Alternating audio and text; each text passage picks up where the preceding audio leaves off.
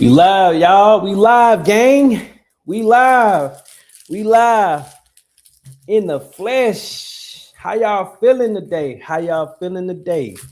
How was y'all work day? Did y'all exercise? Did y'all get out? You know, how was y'all day today? I hope y'all ready for the live. You know, I didn't go live earlier. I apologize. I seen how y'all interacted with me yesterday. So I was like, let me go live again around the same time. Even though I said I wasn't going to go live around the same time, I end up still doing it. So we live, guys. We live. Listen, if you just joined the live, make sure you like, comment, and subscribe, right? If this your first time. And the reason why I tell you guys to like is because it's going to push it out to the algorithm so everybody else can chime in, guys.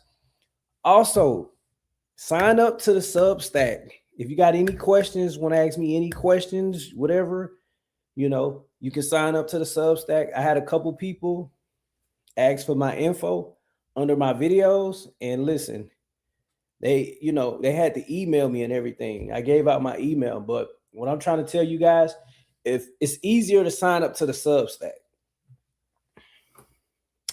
So before we get into the video, I want to know, I always do this. I want to know how y'all been. If this your first time on the channel, right? Comment the branch of service that you was in. I was in the Army. I served about 4 years. And listen, Army didn't do me no bad. It didn't do me no it was cool. It was cool. Military was cool. Return my hat to the front like T.I. All right, guys. We finna get to reacting. I'm letting the chat warm up. I like how y'all interacted with me yesterday also. Let me see. Yeah, let me see. Yeah, I like that how y'all interacted with me yesterday. What's up? 454? Welcome to the live. Listen, and if you're brand new to the live, make sure you like, comment, and subscribe. And the reason why I tell you guys to like is because it's gonna push my video out to the algorithm so other people can chime in, and subscribe to the channel as well. We finna start reacting, man. A lot of people are saying F the troops, and I feel some way about it. They saying F the troops because of, I don't know if you guys been paying attention to the Lincoln ship, but it been a lot going on, a lot of stuff down TikTok timeline. If y'all listen, if you go down TikTok timeline, you're gonna start seeing a lot of stuff. So we're gonna react to it. Guys. Now wait a minute. I want to make sure we're all on the same page. So now we don't give a damn about the troops? Is that what's going on? Let me check my notes, because I distinctly remember writing troops in the 4th grade, and now the troops are lying about their lived experiences on ships. It's crazy. Their families are lying about their children telling them what's happening on the ship. Is that what's going on? So we don't give a damn about the people that put their bodies on the line. Also, listen, if you guys just joined the live, I'm gonna play it, because I don't want to talk. I usually be talking too much. My wife tell me, you talk too much, man. Just let the video play. If you just joined the live, make sure you like, comment, and subscribe. And if this your first time like tuning in to my live, right? Subscribe and listen. Comment the branch of service that you're coming in, that you're tuning in from. If you're serving, still comment. Sacrifice their families, their mental health. So now we don't care because they are liars. Meanwhile, Captain Bone Spurs and Shin Splints ain't seen no action on nary a ship in his life. Yeah, I am sick and I am tired of this administration. But what do I know? I'm just a Black queer woman in America that happens to be a veteran. My oldest child is also a veteran, 80% disabled. I'm going to tell you right now, they've been selling us a dream. They use us for our body, our mind, discard us like strange fruit. They do not care about us. And that sounds about America, right? That sounds just about right. But I thought it was support the troops. And now the troops are lying. Don't believe the troops. Yeah, exactly what I thought. That's crazy. All right. So Chev say 11 Bravo, 11 bang bang, 36 Bravo. Okay. 13 Bravo. What you say? My viewpoint is you're on a ship. Obviously, you will run out of fresh food and be eating previously cans and frozen food. Okay. That is true. That's true. That's well. Listen, we got other videos to react to. It's gonna say otherwise. They feel indifferent about the comment, and I can't listen. My experience was only in the Army, so I can't really say, you know, how the food is on the ship. You know, for the sailors or whatnot. I can't really say. I just know being out in that field and you eating that MRE and stuff like that, or they got that hot chow. The eggs look nasty as hell. They got the potatoes and stuff. Listen, it was good because you was in the field, so it was like, okay, we got a cooked meal versus eating an MRE. But we're gonna see. We're gonna see. Full of propaganda and poops. That's what's going on. I'm tired.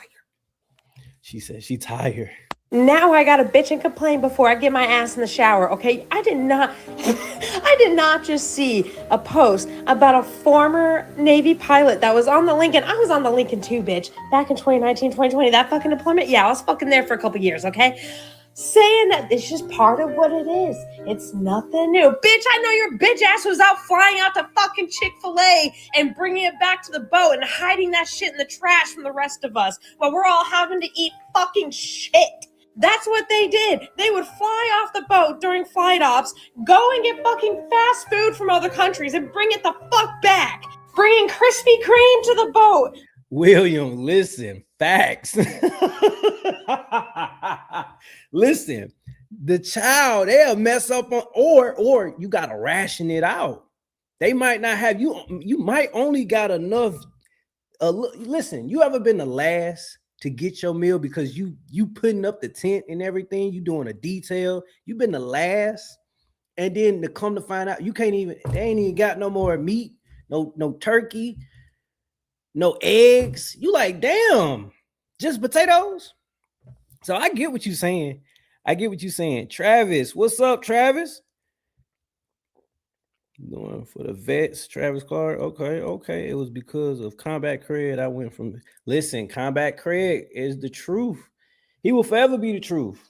You know, RIP Combat Craig. Listen, everybody else, I really wasn't. Once I was trying to figure out my percentage and everything, I was only watching Combat Craig. I can vouch for everybody. Like, you got the Civ Div, you got man, what's that man name? KMD, Kimbrel. I want to say Kimbrel. Good, his content good. Veteran info tap. All good information. Let's see. What's good, bro? Yes, sir. Absolutely. He was very yep. You was retired 20 years. Okay. Ship life is already hard without additional BS. Man, listen. So you already know about it. U.S. Navy, retired. Man. McDonald's to the boat. All this. So let me ask you this. Is everything that they saying, Shannon, is it legit? Because like I can only give my perspective from the Army. I don't want to mislead anybody, you know. But I want to know, is it legit? Is the food like trash, like how they say it is, or what? Fucking bullshit. Officers do not know what it's fucking like to actually be on those deployments. Yes, they're on the deployments, but they don't know what it's fucking like to be the peasant like the rest of us are. Damn. I have so many feelings about this fucking deployment, and people are saying like, oh, it's not enough. They're not out there long enough. Crazy. Oh, it ain't that bad. You don't know what it's fucking like. There's mold everywhere. The ship is fucking disgusting. Everybody is sick the entire time. Every time that you leave for an underwear deployment, by day 3, half of the fucking boat is sick. There's this little thing called the double dragon where you're throwing up and you are shitting at the same fucking time. Oh, The government no. does not fucking care. Let me actually specify, Trump does not fucking care about the military, especially the fucking Navy. We are looking. But it seems to me like Shannon, you said it's legit. This before Trump. So I never really base it, the military in itself, like it got some cruelty to it. But you can't really base it off the president.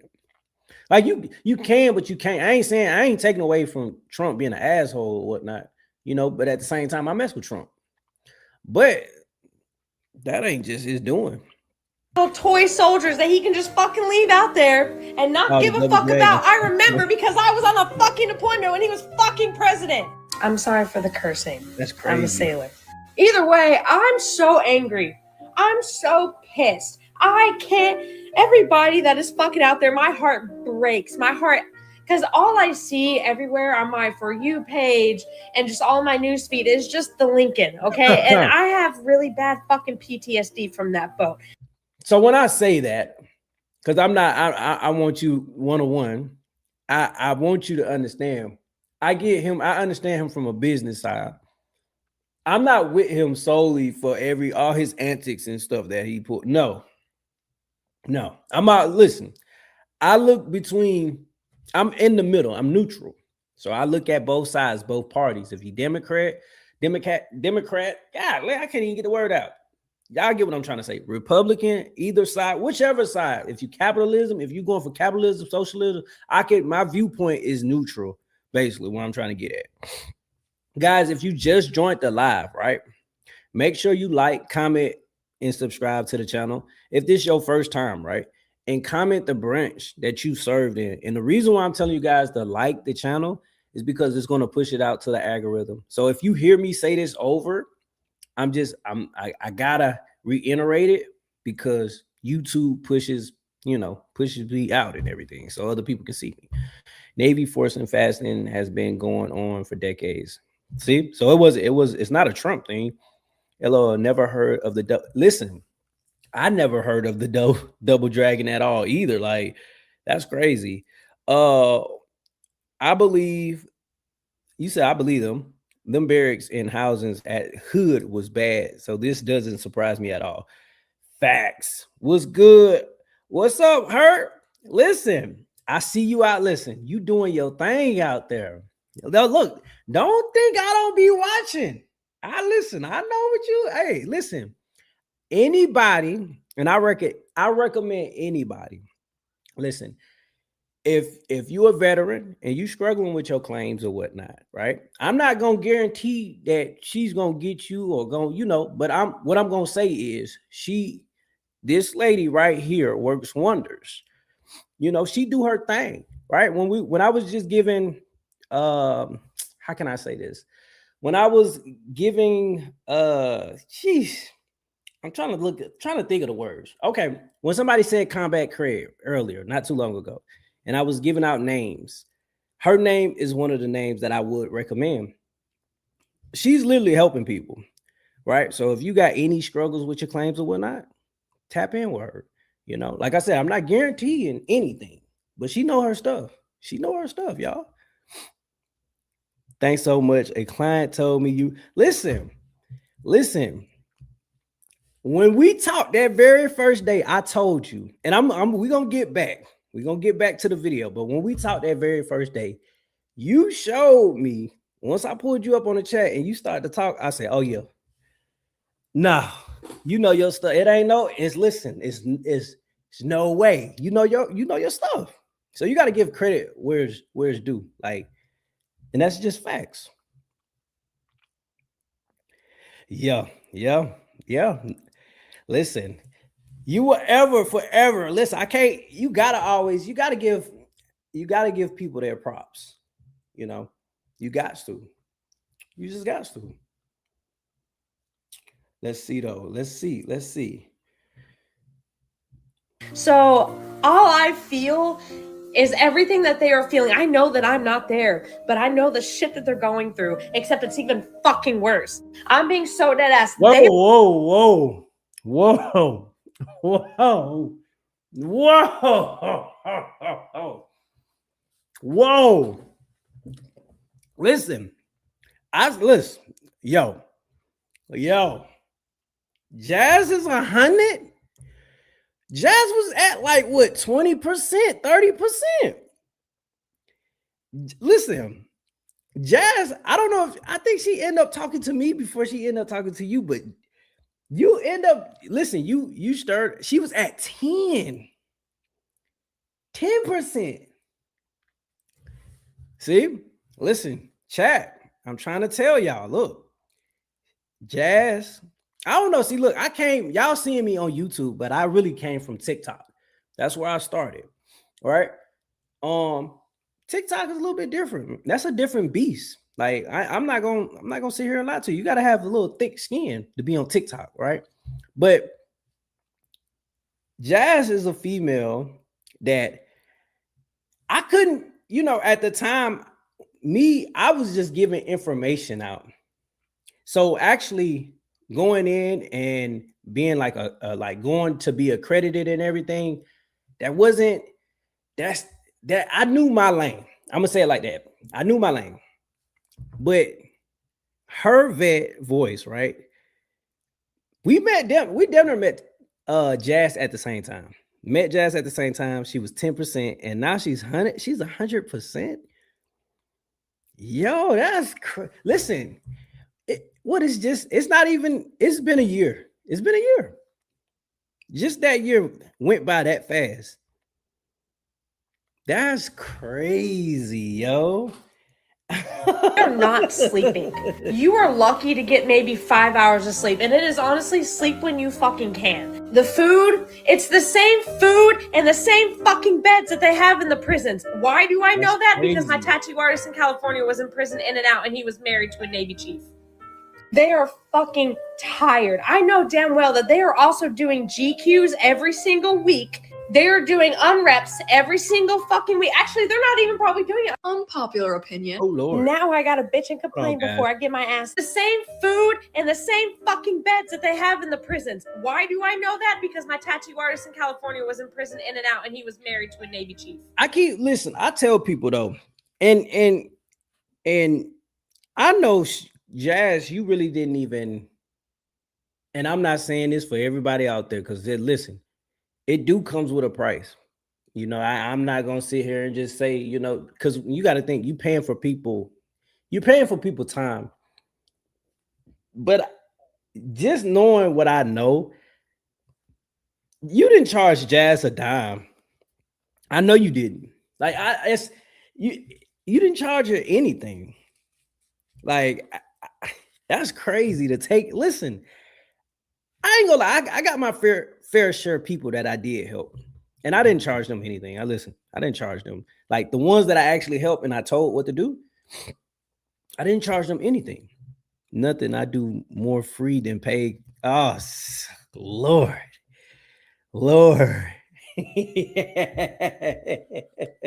And I know that could be, listen, that could be a headache in itself. Guys, if y'all just joined the live, right? And I told you guys, y'all gonna hear me say this. Make sure you like, comment, and subscribe to the channel. And comment below the branch of service that you was in. And not only that, make sure you gotta like the live, because it's gonna push it out to the algorithm so everybody else can chime in also. But her vet, yeah, that's crazy, man. Listen, 10% to 100%, guys. And it's all what you know too. It's information. It's information. That's all it really is. In time. Information in time. If you got those two, you really can't lose. You just got to know. You can't be rushing. Because most folks, they'll put in a claim, and guess what? They get denied, and they trying to figure out what happened. It's get crazy, man. Let's see though. Ever since the news broke out about the abhorrent conditions aboard the USS Lincoln and other ships that are deployed to the Middle East, I've seen many combat veterans, the white male type, compare their deployments to what is currently happening on those ships. We call that a dipstick contest, where they think that their dipsticks are bigger than others who have served due to their combat experience. Oh, Lord. One particular derp, who is an Army combat veteran who served in Afghanistan, went on Fox News and immediately turned the interview and made it all about himself, just like Trump. Of course, he is a Trump supporter, so every word out of his mouth was I, and me, That's fact. disparaging all of the sailors and Marines aboard this ship, and also criticized the sailor who jumped overboard. I mean, and in the veteran community, the rule is you saying yikes. I don't know if y'all seen it. I done played it a couple days ago. But you know what? Before we go into her topic, right? Her take on this, we gotta go to the interview that she's actually talking about. Let's see. I'm gonna go. Here it goes. I mean, how weak are you? Hold on, wait. I mean, how weak are you on TV complaining about tuna and noodles? I'm sorry. You volunteered to serve your country. You can come back, get out of the military, and do like all of these Democrat veterans and complain about it and make commercials and be a sellout if you want to. And hey, if you guys don't know who that is, that's Joey Jones from Fox News. He was a Marine Corps veteran who got his legs blown off in Afghanistan. So I have something to say to Joey, and I mean this with all due respect. Are you fucking kidding me? It's crazy. We've spent the last 20 out of 24 motherfucking years in a war with the Middle East with nothing to show for it. We spent 4 years without a war. Only 4. And your guy told us that if we voted for Kamala Harris, that she was going to get us embroiled in a new fucking war with Iran. And a year into this motherfucker's term, we're in a war with the fucking Middle East. All right. Before I go any further, I got a real question. Because I told you guys before, I don't know if y'all probably caught my lives or caught like my chats, right? Or like my reaction videos. I want to get into politics, right? But I know politics can be a little bit too much. I need for y'all, all 29, or well, 32 of y'all, if you just joined the live, make sure you like, comment, and subscribe. And listen, comment the branch of service. And not only that, like the live, because you gotta push it out to the algorithm. But my thing is, put a 1 in the chat. Put a 1 in the chat if you vote. Listen, don't listen. Don't give me no. Come on now. I don't vote, and I got my reasons. But listen, I just got my. But like I said, I want to get into politics. Yes, I can. Best I can. Okay. No veteran should really have anything because yep, downplay it. Yep, bro. I would love to share my story with you one day, but I never do it on here. Listen, you could join the Substack. Anybody got like any questions that like want to reach out to me? Just any questions. It's free to join the Substack. It don't cost you anything. And because I had a couple people that wanted to ask me questions yesterday when I went live. So they went up under my videos this morning and they asked me what is the best way to get in contact with me? And I sent them my email, right? But the Substack, if you join the Substack, easily you can sign up. It's free.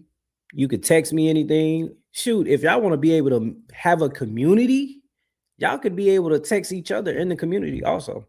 And it's free. So it's nothing, if you want to share your story, now if you want to get pulled up, listen, I'll pull you up.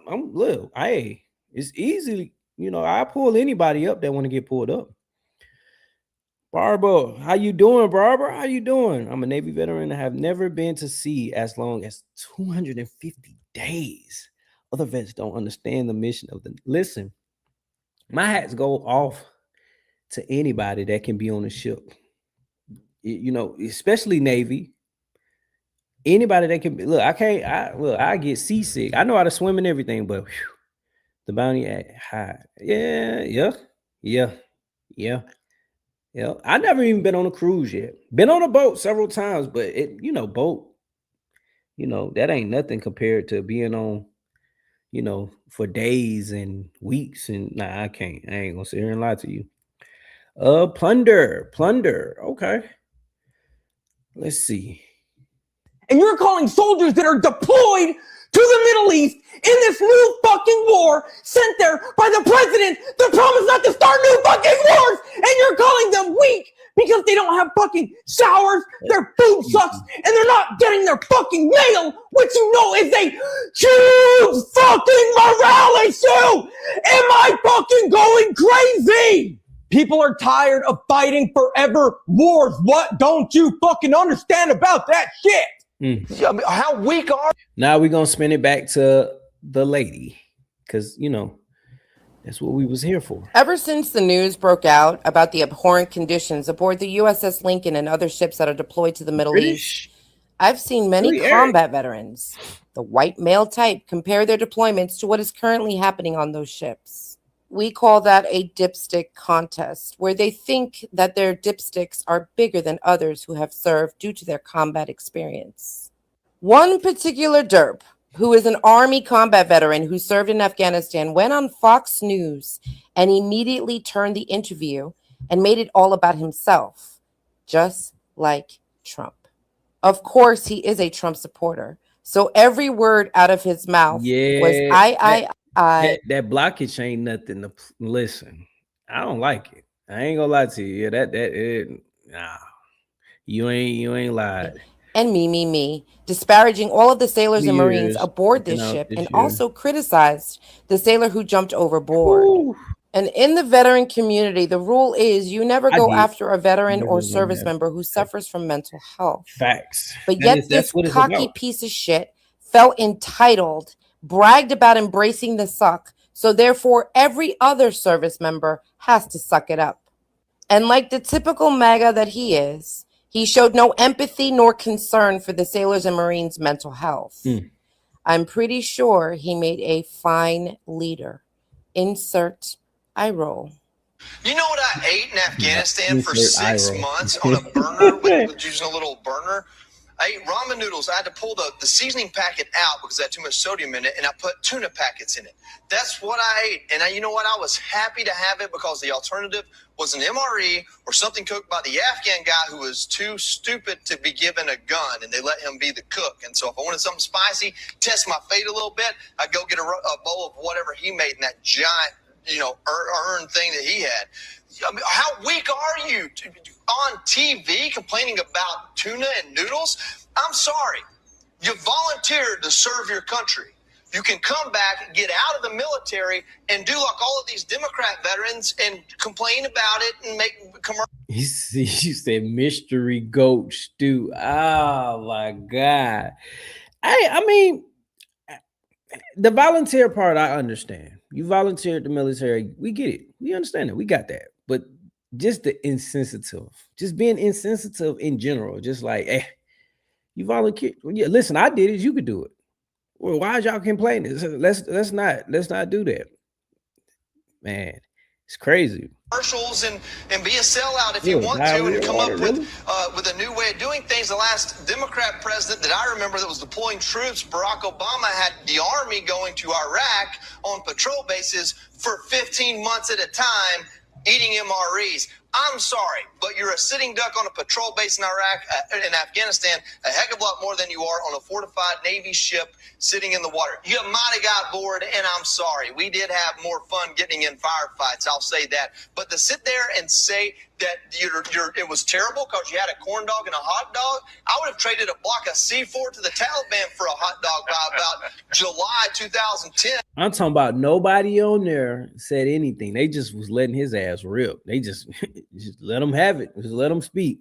Ain't nobody tried to stop him or anything.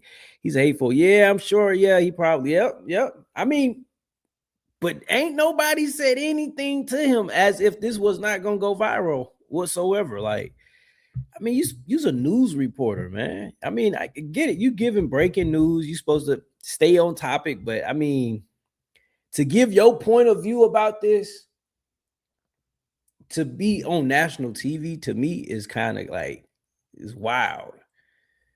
And I just Especially if you know like you know both sides. You was there. You ate what they ate. You like it's no way that he can't see what's going on like whatsoever and have a heart basically what I'm trying to get at like just do not understand the mentality. If this is a representation of who our military is now, and I'm not saying it is, but there's at least enough for some of these trash rags to print about it. Damn, if this is who we are, that's we're just crazy. Rome sitting here waiting to burn. We've got nothing left. It makes me it makes me fume. If he sat there and said, we didn't have any clean water to drink, we couldn't take a shower. I mean, well, I didn't get to take a shower for about 6 months, but still, something that has something to do with hygiene or, like getting sick. There was a scurvy outbreak and, the guys that were missing legs were only given wooden pegs instead of metal ones. Then maybe I might have some sympathy. But to that little kid and whoever raised him, Lord, help you if you ever go into a hot war on the ground like millions of Americans have. I can only think what a World War II veteran sitting there who's lucid enough today to see that and think about the 6-month journey home from fighting the toughest war we've ever fought after being there for 4 years was thinking, listening to him complain like that. The Secretary of the Navy put out his response. That's my response. End of story. We heard everything you said, buddy. Everything you said, buddy. Too many laws in the foreign land. Yep, missionaries used to help locals. Okay. How y'all feel about it though? In the chat, how y'all feel about it? If you just joined the live, make sure you like, comment, and subscribe. Like I told you guys, y'all gonna forever hear me say that. The reason why I'm telling you guys to like is because it's gonna push it out to the algorithm. 250 days is longer than 6 months. Listen. I say this, I cannot fathom doing 10 days. I can't even do a day on the ship. I'll be ready to, like, we just sailing. And that's probably why I haven't did no cruise yet. But like, you just on sea, just sailing. Nah, man, I'm good. I'm good on that, man. Ain't no way. How did y'all? Anybody in the chat right now? I mean, y'all, it's a lot of y'all in the chat right now. It speaks the truth. It's a lot of y'all that's in the chat right now, right? How did y'all do it? How did y'all do it? Nonsense. Yeah. Listen, weirdo. Listen, I mean, I respect everything. I anybody who served, salute. I ain't taking away. I ain't discrediting him for any of that, right? But when you start going left, I'm like, yo, come on, man. What's up? What's up, Owens? What's up? It's probably a floating coffin to be. Oh, man. Damn, Eric. Normal circumstances, being abroad, a ship isn't too bad. This is beyond what average sailors go through. Now, okay, do people join just because they believe that if I join, like if I go in being a sailor, Navy, I could like probably not go to war, you know what I'm saying? Like, I don't know, like I had a recruiter in high school approach me, and Navy recruiter. She was the first one. I went to the office. They had their office inside a mall. Went in the office, and I ain't gonna lie to you guys. We got to talking. She was like, "You got to take the test right here." I looked and I started thinking. I said, "A ship?" And I'm asking her questions. She was like, "Yeah, you got to be on the ship for like 3-4 months rotation." I said, "Hell no." Liar, update yourself, vet. What do you mean, Serenity? What do you mean? I will be off work at 9 p.m. Okay. I should, 9 times out of 10, I should be back home. Exactly. This is not the norm for a ship. I mean, everybody is different. Everybody go through different things. And if it was me, I wouldn't want to be on the ship. That's why I didn't join the Navy. If it was me, I wouldn't want to join the Marines. They too hool. You got to be super smart to join the Air Force. I ain't calling myself dumb or anything, but I know a little something. But listen, Your boy wasn't that. I wasn't a genius. You know what I'm trying to say? I wasn't a genius. I wasn't a genius. Embrace the suck. Listen, I hear you on that one. I hear you. But I ain't doing, we're gonna do boots to ground. If I'm sucking, pause. we're gonna do boots to ground. Ships get attacked at sea sometimes. Most attacks happen in port. But that is true. That is true. But if y'all had a choice, which one would y'all like? Which one would you really like? If you had to go back over, like just at the time that you was joining, would you still pick that barber? Would you still be like, I'm gonna go Navy? Anybody that's in the chat, would you still go Navy? Like, if you was in the Navy? Unpopular opinion, people who join the US military or become a cop deserve as much flack as people who join ICE. Oh, this one right here is crazy in itself, guys. This ain't nothing about the ship. She's talking about the military in general, but this is a good topic. Or the IDF. Oops! Made a video about this yesterday, and unsurprisingly, some people didn't like it. But they're all part of the same forces, right? Rooted in white supremacy, expanding colonization. What you mean, Eric? Did the Navy find Jolly Roger? Nah. Who is that? That was a sailor? Forcing Western imperialism. I think it is strange when people can rightfully point out the atrocities and the deaths at the hands of ICE or CBP, immigration enforcement wings, but not have the same energy for policing. I find it interesting when people can rightfully point out the IDF as a terrorist organization and not extend that to the US military. I hear you on that. Because they're the same thing. They're the same thing. And the first thing people respond with is usually that the US military preys on young. Hail Mary. Wow. That's how you feel. Nope, but hubby was in the Air Force and I was leaving him. So I joined. Oh, Lord. Oh, Lord. Oh, really? The guy who has the Cortez go. Oh, okay. Okay. You learn something new every day. I probably know who y'all talking about too. I know him by face. Let's see. I'm gonna look him up. Let me do. Hold on, guys.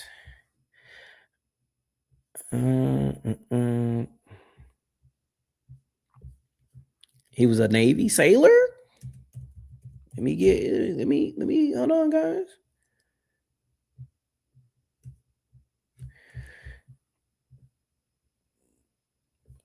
Oh, yeah, I seen him before.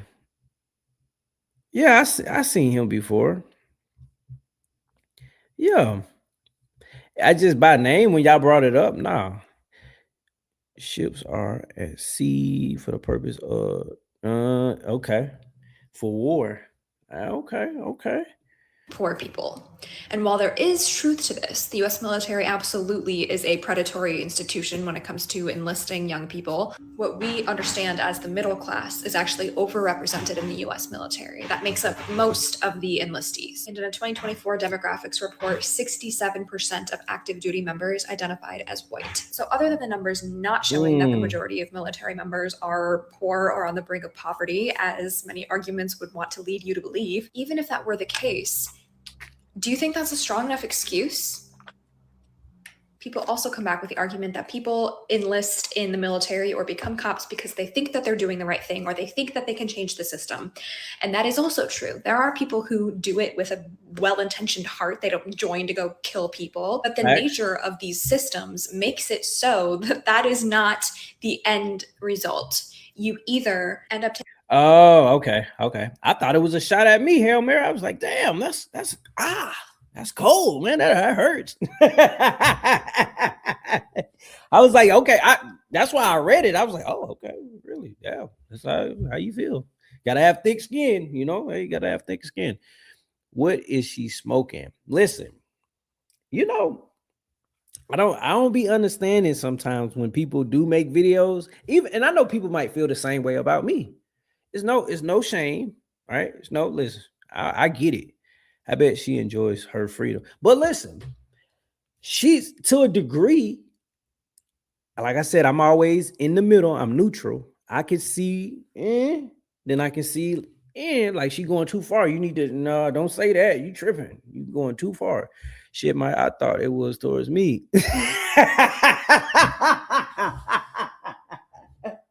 Listen, look. I thought I was tripping, but I was like, okay, baby. I mean, Hail Mary. I mean, shoot. Listen, he launched that guy. He launched it. I'm like, yo, hell, that was for me, Hail Mary. Like, dang. I'm like, shoot, that hurts. But like I said before, when you on the internet, like, and with her video doing what it's doing that we reacting to right now, she can't have things like you gotta have thick skin. You got to be ready for the comments. Like, and whatever you doing on social media, people are gonna judge you. And listen, Hail Mary, I know you. I mean, you cleaned it up. I mean, it's cool. But if it was intentionally for me, just you got to let me know, man. Just let me know, man. Freedom isn't free. She wouldn't be able to voice her opinion in North Korea. Okay, now that is true. American military keep foreign power. Yeah, different countries, they're not even like they wouldn't even be able to see this at all. Delete my first comment to clarify. Listen, Hail Mary, you good, man. Listen, I don't be taking anything serious. You'll have to rub me the wrong way, but you didn't rub me when I said it, when I seen the comment, I was like, okay, cool. It's cool. I know that probably if it was for me, I was just like, it's cool. I ain't tripping on it. I like to joke and laugh. Like, I don't be trying to be too serious. Not all the time. Nah, just gotta lighten up. Taking actions that directly harm human beings, or you are complicit. The United States police killed 1,317 people in 2025. Damn. You didn't have to be the person who pulled that trigger. You are complicit if you are involved in that system. And policing will always prioritize capital. Policing will always protect property and the will of the ruling class over the needs of the people. That is quite literally what they are there for. The US military kills millions. But see, and I gotta stop. Now I'm on topic now. Now my brain is in like I'm hearing what she's saying. She would be the same person if something is breaking out or whatnot. You're gonna call the police. I know if something happened right now, I'm calling the police. I'm gonna let you know. Listen, Mike the vet. I ain't sitting here. I ain't gonna say that I'm scary, but let you do something ain't right. Listen, he said I plead the fifth. I'm getting up on that stand. I'm like, hey, listen, and my family members be laughing and stuff like that. I be dead serious. Listen, I'm not going to jail. I'm not doing that. For what? I'm called the police, the po-po. This is her chat GPT book report. Hey man, chat ain't bad, but if so, chat, listen. Chat should just, you know what? She probably didn't prompt it. She probably didn't prompt the sentence to actually say, like, hey, make this in my voice. You know what I'm saying? Like, make this like, because if so, in pursuit of its expansion and control. Looking at the war on terror alone, post 9/11, war on terror. Estimates put the death toll in the Middle East war zones at about 5 million. This includes direct deaths, disease, starvation, Now, Barbara, you listen, that's facts. Listen, I agree with you on that one. I agree. I already the other comment, the other one before this one, I will call the police if listen, that I agree with you on that one too. I agree with you on both. That's facts. We haven't had no attacks on our land. What's like if we talk attacks like real attacks besides terrorist attacks, we talking about real like go to war. Nah. Logical fallout. People enlisted in the US military throughout history at worst tortured, raped, and murdered human beings abroad by the million. And at best, they didn't directly do any of that, but they enabled it. by participating in the structure that not only allows all of that to happen, but encourages it as a necessary means of US imperialism. History repeats itself time and time again. You wouldn't look an Iranian in the face and say, oh no, it's not me who pulled the trigger that killed your entire family. It's not me who detonated the bomb that murdered your bloodline. I just did the paperwork in the background. I'm good, actually. It was a desk job. So Americans are so heavily propagandized from the moment that we are small to have reverence for the US military and police. We are taught that it is shameful to in any way disrespect a cop or a service member or a veteran, and then we shit all over unhoused and disabled veterans anyway. People are propagandized into joining the US military and into becoming a cop because they think that they're doing the right thing. But I will say that people also think they're doing the right thing when they join ICE. People also think they're doing the right thing when they join the IDF and Israel military services. She's against everything. She's against everything. I mean, it's nothing in to relate ICE towards the military and everything is by far wild. Now, ICE in its own, yeah, I mean, just like you got some F-ups in the military, you got some F-ups that are some ICE agents, you know, you got F-up teachers, you got F-up. It's a lot of F'd up people out here in the world. But to make it as this whole organization is just terrible. Listen, it takes the people to run the military. Without the people, then guess it ain't no military. Without the people, it ain't no cops. Look, we the people. That's like a person that's owning a business. If you listen, you ain't no good. You can be Jeff Bezos. If you ain't got no work, listen, you could be Elon Musk. You got all them Teslas and all them. Listen, that's cool. Got the working robots. You still need people to actually, you know what I'm trying to say, chat. You still need people to actually do the day-to-day jobs. If not, it's over with. A cop must have broken her. Hey, it had to. IDF is conscripted people, every able-bodied person served. It's crazy. That's crazy, William. It's crazy. It's actually a requirement. So I don't know why we're not having the same smoke for the US military, which is 100% voluntary right now. People join these institutions with their own set of morals. They do think that in the end, they are accomplishing some goal that's greater than themselves, that they believe to be just. I disagree with this. I am for if it was up to her, we all would have listen. And that's not bad. It's not bad. Learning a different language is not bad.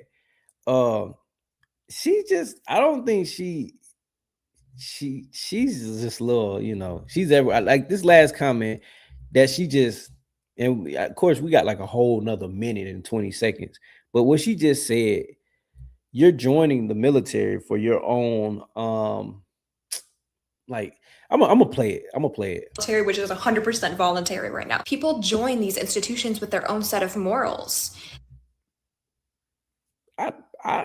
I can see that, but I mean, you got people that's going through life right now. They ain't got no options, so that's the reason why they joining the military. I mean, hey, and I say ain't got no options. It's always options, but to get ahead in life, to have a stable, some people need structure. Everybody needs structure. You know, I said some people, but when I realized it, if you working a 9 to 5, it's already structured. It's a place you clock in at a certain time. You got to be there at it. It's a structure. It's already designed for you to work. Same thing as the military. It's just probably even just 9 times out of 10. It's way more structured. Military is way more structured. She going to school is structured. You got to be here at a certain time. You got to turn these paperworks in. Everything is systematic. I don't understand how people can have an opinion. Like even with Trump, I get it. Y'all might have an opinion with Trump and everything, but I look at it from the point as they're not like I'm playing the game. I'm in the game. The game was already designed. This is already a system that we got to abide by. We got to play. You're either going to play or you're not going to play. But most of us are going to play. We got to play in order to survive. You still got bills. You don't let you have a family. So you're gonna play the game, even if you don't like to play it.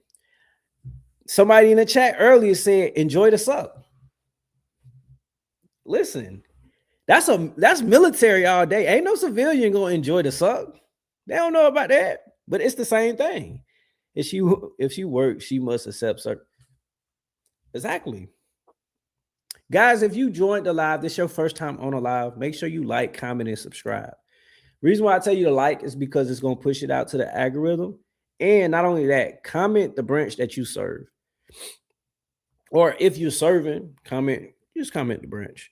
They do think that in the end, they are accomplishing some goal that's greater than themselves, that they believe to be just. Do their own set of morals absolutely suck? Yes. And should they know the difference between right or wrong? Should they know the difference between, I don't know, not fucking murdering entire families or raping or torturing people? Yes, absolutely. They fucking do know the difference between right and wrong. And that is exactly why we have to have the same smoke for the US military and policing, but we just don't, because it's all propaganda. For some reason, people want to differentiate so bad between really bad actors, people who are truly evil, and people who... Facts, William. Everything. It's dead inside. I agree with you. Join these things just for the good and because they think that they can change it or that it's going to do some good. But history is littered with the victims of those people who were truly evil and the people who stood by as all of that evil was committed, those who were complicit in it. And I'm sorry, people are not going to like it, but it is not enough to say that people had to join because they're poor. You just did it. I come from a poor family. None of my brothers enlisted in the military or became cops. I hope people will start expanding their analysis beyond just the symptoms and start analyzing more deeply the institutions and the... Hell no. Listen, because a lot of people know about the military. They just not going to choose to join the military. Just like a lot of people know about cops. They just not going to choose to join. Like it's cool. Everybody is entitled to their own opinion, and everybody, you ain't have to join the military. It's like, it's not a wrong or right in that, but at the same time, that's like me saying, if you go to college, you stupid. Like, college is a scam. Like, I don't believe in college. Like, no, college serves its purpose towards people getting like a better education, better jobs. You know, once you go to, and that's not the whole gist of things. Like, you ain't got to go to college to make a lot of money. You ain't got to go to college to have knowledge. But if you go to college, the opportunities that you could have, you know, it could be more versus a person that just go to trade school, you know. But it all varies between that person. Like, it's a lot of people that never went to college and multimillionaires. There's a lot of people right now that's in college, right? They've been to college. They got a doctor's, master's, PhD, and all that. And they're broke. They're not happy, right? Same thing. It's a lot of people that go to the military, get out the military, still be successful, you know? So I don't know, the pick a side. Me personally, if I pick a side, and I'm like I said, guys, it's just me, like my personality type. I'm always in the middle between everything. Like, I'm not gonna sit here and tell you that the military is good, but I'm not gonna sit here and tell you that the military is bad. And I know you guys can attest to that too, like from just experience, right? That's like, for her to get up on the platform and speak like against either side, like ICE, police, I can only speak from what I know and that's me actually working, being in the military and everything. I can't tell you that being a police officer sucks. I can't tell you none of that. I never was a cop. So my opinion of that, do they got bad cops? For sure. Do they got good cops? Listen, when you get pulled over and when them officers getting to talk to you and you nervous, and then they just like, hey, you good? And you got about 5, 6, 7, 8 officers behind you. And yeah, it happened to me, right? And they like, man, you know what? And they look at the ID and everything and look at me and be like, man, you know what? You good, man. Hey, I can't complain. Listen, I can't. Military has a mixture of good times, bad times, and everything. Yep. You ain't lied. That's why enjoying the suck ain't bad. It's not bad. It's not bad. There will be wars and rumors of wars until the end of time. You ain't lied. Wars have been around since the beginning of time. God himself initiated wars. It gotta be. It's just business. Like it's you can't y'all. A lot of people might be thinking like, oh, it ain't nothing going on too serious. Oh, listen. When we was in the military, right? It was stuff going on. We didn't hear about it, but it's a lot of stuff going on that's just not getting told. Systems and how they're perpetrated beyond the two-party system, beyond presidencies, beyond the evil of the Trump administration. This is pure American shit. It always has been and it always will be, as long as we continue to put policing and the US military on some weird ass pedestal. As long as we refuse to engage seriously with US imperialism and the history of colonization and how it is all ongoing, let's think critically. So she wanted to be a purge, basically. She wanted everybody to like run around here like the Wild Wild West. That's crazy, guys. Let's see what else. What else do we have? We got some other stuff. We got a lot of people. We got a lot of people joining. Right? I want y'all to understand we got a lot of people joining, and not only that, guys. I told you we was gonna talk about debt more often, right? You know, it's a mixture. It's a lot of things that we talk about on this channel, right? Talk about veteran stuff, and then we talk about real life. What's going on in the real world, right? 68 in a mule. Yeah, 60 acres in a mule. War is like happy hour. It's 5 o'clock somewhere. Facts. So let's get into this other piece, guys. Let's see. The U.S. national debt is expected to hit a record high as soon as... No, not that. This. More people signing up to serve in the military. So what exactly... Eric, is you saying, yeah, it's 40 acres? Yeah, I had some good times and bad times. Yeah. Learn to play a game. Yeah, you got to play the game.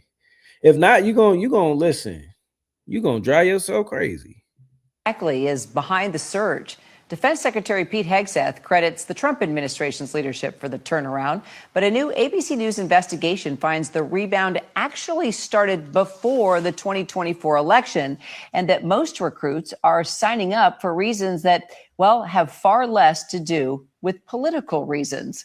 Joining us now is our Pentagon and national security reporter and Army vet, Stephen Baiman, who also broke this story. And even before you worked with us, Steve, you have done award-winning reporting on military recruitment. So I guess first I want to ask, what was the problem in the first place with recruitment? Well, so the Pentagon estimates only 23% of young Americans 17 to 24 are even eligible to serve. So think about how small that pool is to begin with. The biggest issue, you can go back to the 1980s and hear national security experts talk about the obesity crisis amongst young Americans that's just getting worse every single year. So that's a problem that's actually manifesting into recruiting. The other one, it's even larger one, is academic performance. If you want to listen to the military, you take basically an SAT style exam, and people are not only having trouble passing that exam, but also scoring high enough to fulfill some really urgent jobs in the force. So when you look at the numbers, just listening to what the problem was, there was a period of time where, there were a lot of young people that wanted to join the military as a way to get out of poverty, as a way to get a job, as a way to see the world. I mean, I think back more than 20 years ago covering. But you heard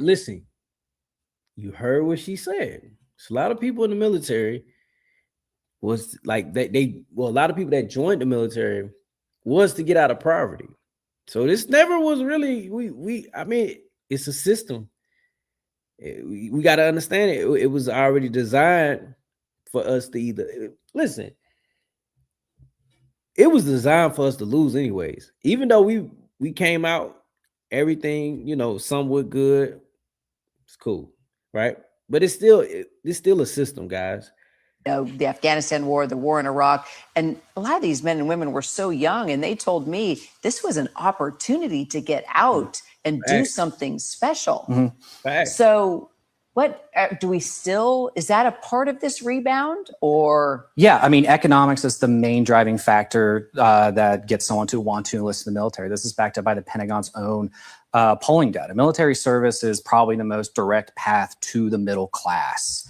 You get your school paid for, you get job training. The military itself is almost like a career fair that's always open. There's all these jobs, say about like infantry and pilots, but we also got plenty of there's plenty of administrative work in the military, mechanics, any sort of job that you would associate with any normal company. But a large part of the military are also folks that come from the middle class and may want to sustain that lifestyle. So it's not Secretary Hegseth's ethos here. He's saying, yeah, it's up because, we're building up America and people want to join and be a part. I mean, people can succeed in life. However, honorable discharge veterans do have a leg up as far as education and loan opportunities. Facts. And that's why you got to think, if you heard what she said and then turned around and heard what he turned around and said, was like, so her question was, is it true that a lot of people are joining the military to get out of poverty? He turned around and switched it, and he was like, a lot of people, it's half now. Half people join the military that comes from a middle class family, right? They join in the military. So I mean, you got to think, student loans, debt, and then you get a leg up for life, like just in life, like forever. Like you take a person right now and they want to be a doctor coming straight out of high school. You could either go join the military, or you could go do your time, go to college, do it however you want to do it. And it's always ways. I'm just giving y'all my perspective of how I see things. It's always ways. You could go to college, get in student loan debt, or if you super smart, right? You smart, you getting scholarships and everything. Okay, you good. If you getting scholarships, you winning. Do your time, do your 3-4 years in the military, 6 years, whatever, however many years, because you could use the military. You could, while you in the military, go to college. Then when you get out, go to college some more and some more and some more. So the opportunity is there. Opportunity is there. But you got people that, I don't want to say it like that. You know what? I'm gonna hold that one. Part of the fight and the wars that we're taking on. That's not what the numbers or the data is showing. No, people join for economic reasons. We interviewed about 40 recruits at various stages of the pipeline. None of them knew what a Secretary of Defense is or who it was or really recognized his name, to include people fresh out of basic training. But that's not unique to this administration. 17, 18, 19-year-olds, they're just not maybe following the news as much as some of us are. And recruits never really take their cues from senior leadership, as it's just so divorced from their day-to-day life. What about, can you tell me, is it more men? Is it more women? Is it more of both? Yeah, so people who are less likely to qualify for service are actually men. Male recruitment has fallen almost 35% in the last 10 years. Again, young men are unfortunately more likely to be overweight. They're less likely to perform academically, and they're more likely to have criminal records that can really get them kind of thumbed up in the system if they're trying to enlist. We talk about this recruiting issue, and a lot of it has been entirely male. Women have actually been enlisting at pretty steady rates over the years, and their propensity to serve has remained pretty steady. They're more likely to pass the academic exam we talked about, and more likely overall to be eligible for military service. Who's not signing up? So the biggest signing, hey, pay attention to posture. I ain't know, I never majored in psychology or anything, but I pay attention to body language. Overall to be eligible for military service. Who's not signing up? So the biggest signing, the folks signing up right now, are people that want more like academic or economic avenues to up their status in life a little bit. People who aren't joining. I mean, the biggest issue right now is what the Pentagon calls cultural influencers, parents, coaches. Those kind of folks can still have an effect. So we see things with quality of life issues in the Iran war. So parents are watching the news, Right. or they're following social media, even younger folks, and seeing what's happening, for example, in Iran, saying, okay, no way, I'm not going to do it. Right. Maybe your mom and dad is a little less likely to drive you to the recruiting station Kate? if they see something that's going on. What's up, Kate? How you doing? Listen, everybody that just joined the live, make sure you like, comment, and subscribe, especially if this is your first time joining the live. Comment the branch of service that you once was in, or if you're serving right now, just let us know, And the reason why I say like the live is because it's going to push out to the algorithm. Told you guys, you're going to hear me say this off and on. Told y'all. Current events, but also on the flip side, 2005 was a really bad year for recruiting. That was also one of the bloodiest years for the Iraq War. But that recruiting rebounded in 2008, and what happened in 2008? The economic recession. More people signing up. The housing market crashed. So my take is, and then I'm gonna play this video. He's really nervous about saying rich people are rarely. Listen, that was my that was my whole take.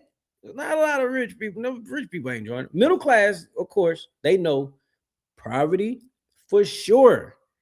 Unless you like how the woke chick was, she's too woke for her damn self to the point where now she just believe, and there's nothing wrong. That's her opinion, but those the woke ones, they're definitely not joining the military unless they succumb, right? And then they had changed their mind. But the GI Bill started after World War II. Facts. You ain't lied. Yeah. Since then, say here.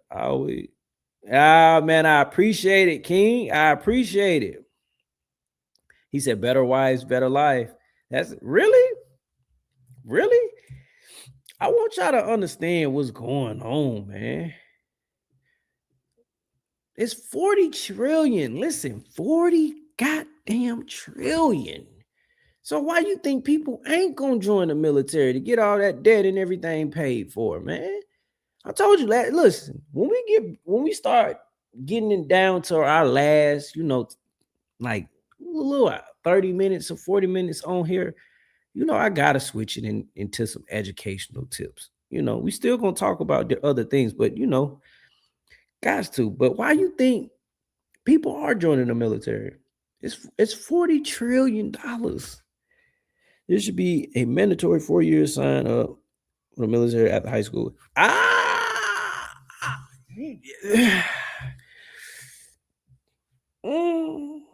You know what? And I'm gonna sit here and think real long. Give me like 1 second to answer that. 1 second. I don't think join mandatory. Then that'd be like the trail.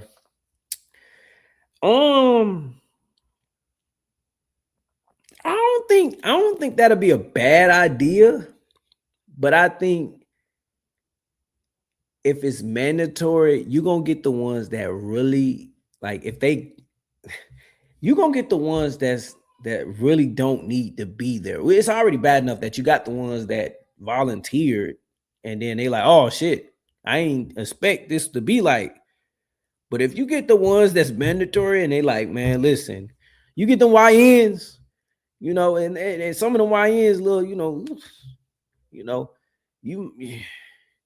or you get somebody like the Columbine. I know I'm reaching, guys. Listen, hey, I'm telling you, this ain't no filter. Get somebody that's just going like that, like a massacre or stuff like that. I don't know. That might not be. That might, yeah, or yeah. I don't agree with mandatory service unless we get. It won't be enough. No, it won't be. If it was I agree with that, Barbara. If it was a large war, probably so. Like if it was like World War III, right? Even though we didn't have that, but like if it was like something like that, I definitely, yeah, it had to be mandatory. It had to be, but we'll find out, right? Sometime this year. I know y'all didn't forget about the draft. I know y'all didn't forget about that draft. That was I think it was like a proposal or something, or they said it was gonna actually go through with it in November. I listen, I ain't tripping. I know I ain't, because I reacted to it. I disagree with the conscription because I went to basic training with people that were not as educated as not disciplined. Facts. Yeah, they was not. But you know what? I'm gonna say this. I was in basic training with somebody, and he was from what's is I think it's not Maryland. Dang, I can't even think of the word. I can't even think of the state. Like, where's the state where not yo son, they talk funny. Like you're anyways, he was from one of those states, like not Flint, not Michigan. Come on, guys, help me out. What's that? What's the state when they be like, you heard? Like, I can't even think of it. But anyways, we was in basic training and he ended up flipping out, like he shot the middle finger to the platoon. He shot off like the whole platoon. No, it's not Vermont, Rhode Island. It's not Massachusetts. It's dang. It's I can't even think of the name. It's gonna come back to me. But he ended up like shooting the middle finger at the other platoon, in basic training. So we leaving child. He shot the middle finger out, shot the middle finger up. Drill sergeant went crazy, berserk on him. Baltimore. When you said Jersey, my mind just, even though I know that's not, but Baltimore, that's what it was, Baltimore. They talk with that, you can hear it in their voice.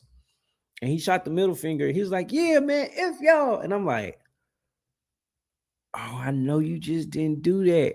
And then the drill sergeant came, they swerved his ass. Listen, he didn't graduate with us. 18, straight off the block from Baltimore. But I say that to say this is he's still in the military serving. He's I want to say E6. That was like 10 years ago. He's an E6 now. So I ain't saying that people can't change. I'm not saying that. I'm not saying that young people, sometimes it take, I guess, a late growth spurt or something, maturity. But people can change. But automatically just mandatory, I don't think that's going to be smart. The draft bill is about signing people up automatically so they don't have to go online, sign up, or be a felon for it. So selective service, right? Selective service. But that already been here. If that is the case, the selective service already been here. Like I signed that. I mean, I volunteered, but I had to sign that in high school. I had to sign that before I was straight off Felon Farm in rural Tennessee. So listen, it left you no choice. You had to do what you had to do. For the first time in American history, the national debt has hit $40 trillion, years before economists originally projected it to hit that high. I knew it. Economists projected the national debt to hit $40 trillion in 2028. We're in 2026. And Donald Trump has added millions of dollars to the national debt just in the past year. Where's Doge where you need it the most? For the first time in American history, So that's my take is, I feel like a lot of people join it is because, of course, they want to change their life and everything. And God dang kids. God dang kids. Let's see. Select the service is going to automatic, and young men won't have to do anything. Automatic. Let's see. I'm trying to find a good. Let's see, guys. Hold on. Give me.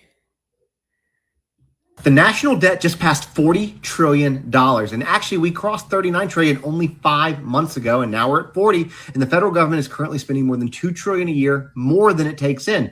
But here's the number that really got me. We're now spending more than $1 trillion every single year paying just interest on. Hold on, guys. I gotta run to the restroom. I gotta go to the latrine. I'm gonna leave the video playing, and I'll be right back. Give me like 1 minute. On that debt, not paying the debt down, not fixing roads, not educating kids, not taking care of veterans, just in interest. In fact, interest is now the federal government's second largest expense, only behind Social Security, and eventually this stuff does affect you. Government borrowing puts pressure on interest rates throughout the economy, and the average 30-year mortgage rate recently approached 6.7%. The White House blames the fiscal situation it inherited from Biden and says that its efforts to cut spending and grow the economy will improve things. But here's the reality. Neither party has presented a credible plan that actually stops this debt from continuing to grow. $40 trillion. And at some point, we have to stop treating the national debt like some imaginary number on a spreadsheet that nobody will ever have to deal with, because eventually somebody's going to have to deal with it, and it's going to be us. The national debt just passed $40 trillion. And actually, we crossed $39 trillion only 5 months ago, and now we're at 40. And the federal government is currently spending more than $2 trillion a year, more than it takes in. But here's the number that really got me. We're now spending more than $1 trillion every single year paying just interest on that debt, not paying the debt down, not fixing roads, not educating kids, not taking care of veterans, just in interest. In fact, interest is now the federal government's second largest expense, only behind Social Security, and eventually this stuff does affect you. Government borrowing puts pressure on interest rates throughout the economy, and the average 30-year mortgage rate recently approached 6.7%. The White House blames the fiscal situation it inherited from Biden and says that its efforts to cut spending and grow the economy will improve things. But here's the reality. Neither party has presented a credible plan that actually stops this debt from continuing to grow. $40 trillion. And at some point, we have to stop treating the national debt like some imaginary number on a spreadsheet that nobody will ever have to deal with, because eventually somebody's going to have to deal with it, and it's going to be us. So what's y'all takes on that? My thing was, that's why I feel like the retention and everything is at its all-time high. A lot of people joining the military is, because of reasons like that. Debt. I mean, get out of the private area that they might be in, change their life, which is nothing wrong. There's nothing bad at all about it. But 40 trillion? Listen, that number's that's a crazy number, guys. 40 trillion? I don't know. Listen, that's crazy. Let's see. Now I'm gonna do a separate video. It's a little crazy, but I don't know. I gotta do a little separate video to this. Y'all are never going to believe this. I just got the best news ever from Social Security in the mail. They told me, which I think is a little weird, they told me that my disability has ended. I am no longer disabled. Like I said, I think it's weird because, I still have to use a wheelchair. I still can't walk. Still need to park in handicap spots. But I guess because I make over $1,450, whatever the minimum is, I think that's about it. Less than $1,500 a month. I'm no longer disabled. Thank you, American government. Let me put my handicap sign up. Okay. Now, of course, y'all know she's trolling, but it's like once again, I said this yesterday. It's always, You said been nice to watch the stream. I have to go. Everyone stay safe. Same, William. Same. I appreciate you for stopping in the live tonight. But we all know she's trolling, y'all. She's trolling. Of course, she's not happy with the decision that they made, but she makes over the Social Security, I guess, limit or whatnot, which is that's not bad. That's good. Same video from yesterday. Well, not same video from yesterday, but the video that we reacted to yesterday, he basically was going in talking about how 4K is enough, and it's a lot of veterans. We could be doing other things. Of course, she made money online, but we could all be doing other things. Let's see. I might as well throw this in here since I added that in there. I might as well throw this in here too. In every video that y'all might see, like from my reactions that I throw up in my lives, y'all might see me do separate videos is because it's live. Y'all seen it right now in the time right now. So it's just I have to do it, separate. Algorithm. YouTube is different for regular reaction videos versus live stream. So it's not the same. Gotta go take care of some stuff. Okay, Barbara, I appreciate you for stopping by.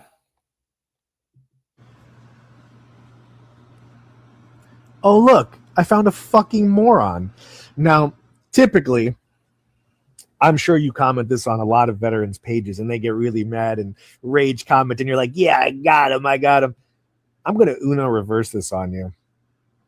There was a day a few years ago where I sat down and I did the math out to see how much money over the course of my life the military would give me from the VA. And oof, that number was disgustingly, astonishingly high. I got out when I was 22. I'm not going to tell you my percentage, but I did the math of my percentage times 12 for each year. And I was out for 10 years and times 10 years. And then I got an increase. I'm filing for another increase, by the way. So thank you for your tax dollars.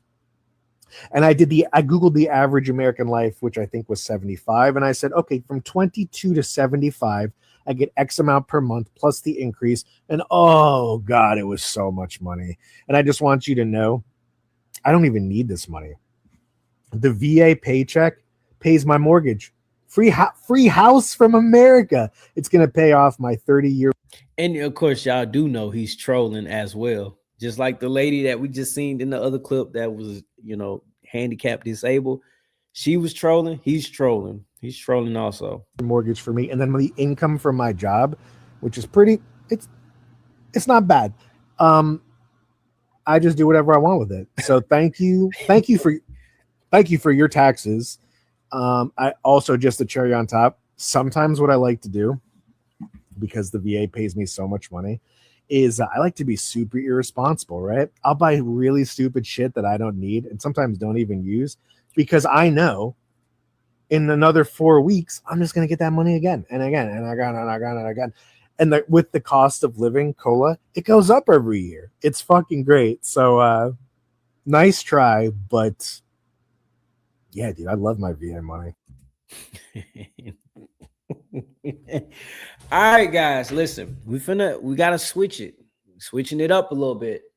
All right, so before I finna touch other little videos and everything, educational videos though. I told you guys at the end of the lives, what we're gonna start doing is we're gonna be talking about personal finance. I have to touch on it. I just feel like we got literally a lot of veterans, just not even just veterans. It's a lot of civilians going through the go through. Just are. Before we go into some finance, we're gonna see a couple other more videos, but Benny. Yeah, Benny is a good one. Matter of fact, hold on. So everybody's house poor, according to people on the internet. Now, I stitched a young lady who was just bragging 2 months ago about how she don't need no man because, You know, she got her own house. It's 3,000 square feet. Da da da. Whoop whoop. It's mine. I don't need no man. Because if you can't take all this and pay for all my shit, I don't need you because I do it by myself. Just her and her daughter. But basically, she went out and now she talking about she can't afford it. She's house poor. And I guarantee you, she went out, got a new build house. Damn, they're crazy. They beat her over the head. And they told her mortgage was one thing, and she didn't know because she was ignorant to it. Yep. That, yeah, when you get new build houses, that initial mortgage that they show you is not your actual mortgage. That's the assessment of the house before the city assesses it with the property on the land. And then a couple of months later, month or 2, 3 later, when they reassess that fucking house with the actual property on there, you get your real property assessment. That mortgage is going to shoot up a couple $100, maybe even $1,000. Sure, as we too have something equivalent to MREs, that is usually frozen sandwich. Lunchables format. Oh my God. And hot water was broken. Oh my God. Listen, I mean, it was times that I didn't take showers either, but like, yeah, man, I can't listen. I still couldn't do the ship. I could not do the ship. Like, I don't care. Listen, I couldn't do it. Also, everybody that just joined the live, make sure you like, comment, and subscribe. If this is your first time tuning in to the live, of course, subscribe. And not only that, comment the branch of service that you want served in, or if you serve in the military, like if you're in the military right now, comment that branch below. And the reason why I tell you guys to like is because it's going to push it out to the algorithm so everybody else can chime in as well. Also, if any of you guys that's in this chat right now, or if you're watching once we get off live, if y'all have like any questions, right? Join the Substack. The Substack is free. And that's a way that you can be able to contact me, or just, if y'all want to leave me videos to react to, certain videos that y'all want me to react to, just drop it in the Substack. And guess what? I react to it. Then you got to add your insurance and all that other shit to it. And if you don't have a good real estate agent, or you don't know this, these brokers and these builders will get over on you. And she's in Virginia, so 9 times out of 10 it was Ryan Homes. And everybody know how predatory Ryan Homes is and how shitty their houses are. But they caught her slacking, and she just ran out there and bought a house just to say, I got a house. I'm an independent, strong black woman, and I'm doing my thing. Like, come on, bro. But here's some advice. All right. And I was lucky enough to be able to learn this from people that I talked to. And I've talked about this, how I talked to, I wasn't too prideful to seek out information, right? And ask people questions who knew more than me. That's fact. If you're getting a new build house, specifically a new build house, when you go in there and you're adding shit to this house, you only want to add things that are going to add actual value to your home. Oh, yeah. So extra bedrooms, extra bathrooms, things like a basement or an attic, a third floor, a 3-car, a 3-car garage instead of a 2, side loading car garages. If you want to add like a covered porch in the backyard, like those are structural things that are actually going to probably add more value to your home. Even with flooring, okay, you don't want vinyl, we're going to get real wood. You know what I'm saying? So those are things that are adding value to your. Yeah. I mean, the shelf part, cold slab. Yeah, it bring me back to flashbacks. Your home. Light fixtures aren't adding value to your home. Bookcases are not adding value. Built-in cabinets and shit, that's not adding value to your home. Recessed lighting and that's not adding value, true value to your home. Those are just aesthetic things, doorknobs and lights and all of that stupid shit, barn doors. That's not really adding true value to your home. It's just adding to the price of the cost of the house, right? That's how they get you. They want to make you feel like you're an agent, and they're upset. Oh, girl, yes, this is you, girl. They do that, right? But it's not adding actual value. See, but when you add all of this shit, and you can also outprice yourself out of your neighborhood, Yep. right? So if you go in there and you add $150,000 of additions and shit like that, and your neighborhood hasn't caught up to that price, that shit ain't even. It's not gonna matter. When they start doing the comps in that area, guess what? You done overpaid. You overpaid for a house that the area, like once you go to try to sell it, it's not gonna sell for what you think it's gonna sell. That's crazy. It may take 3, 4, 5 years, even if the value of that neighborhood has the trajectory to go up there. Yep. It's just a projection. It could be a while before the equity catches up with what you built. So you can price yourself out of your own neighborhood by adding all of that shit to your house. And if this is your first house, you don't want to build your first house like it's your second house. Okay? That's true. You don't want to do that because then you get caught up. But these are just kind of small things that, you know, a lot of us don't know. And then too many people go out, especially us, go out there and just do shit just to say we did shit. And then we caught up with our ass out because we can't afford it. Yep. You know what I'm saying? And that's how you end up house poor. So yeah, just wanted to share that. Hopefully it helps somebody. Guess what, man? Hey, listen, I got my time to use my benefits. And we ain't foolish over here, but this is the chick that everybody was talking about. She went viral for the comment that she made. Well, not the comment. You know, you guys know what I'm trying to say. She went viral for this video. She went viral. I'm for struggling this video. too. Under these comments, And, a lot of people say they wish that they were me. They wish that they were in a financial position. Hold on. I want to play this the one. See? She 2.8 million. We finna show y'all. 2.8 million. Right? Yeah, I probably can't even see it, but 2.8 And the next million. time somebody asks me why I'm single, I'm just going to respond because I have a house by myself in my name, 3,000 square feet with an attached garage, a car inside of said garage. And then on the outside of my house, white picket fence. Inside of my house, everything on the inside is brand new, including the water heater, dishwasher. Everything was put in brand new when I moved in. My bathroom, jetted tub, my closet, hers and hers. There's no his. Hers and hers vanity. My baby girl has her own room, her own bathroom. And then I have an extra bedroom that I utilize for my in-home office. Living room, I have 2 of those. Sitting room, 1 in the bedroom. I got space and I don't know what to do with it. We have a dining room. My floors, 15 feet, 22 feet in some places. And I don't need a man to accompany me to be able to keep up with it.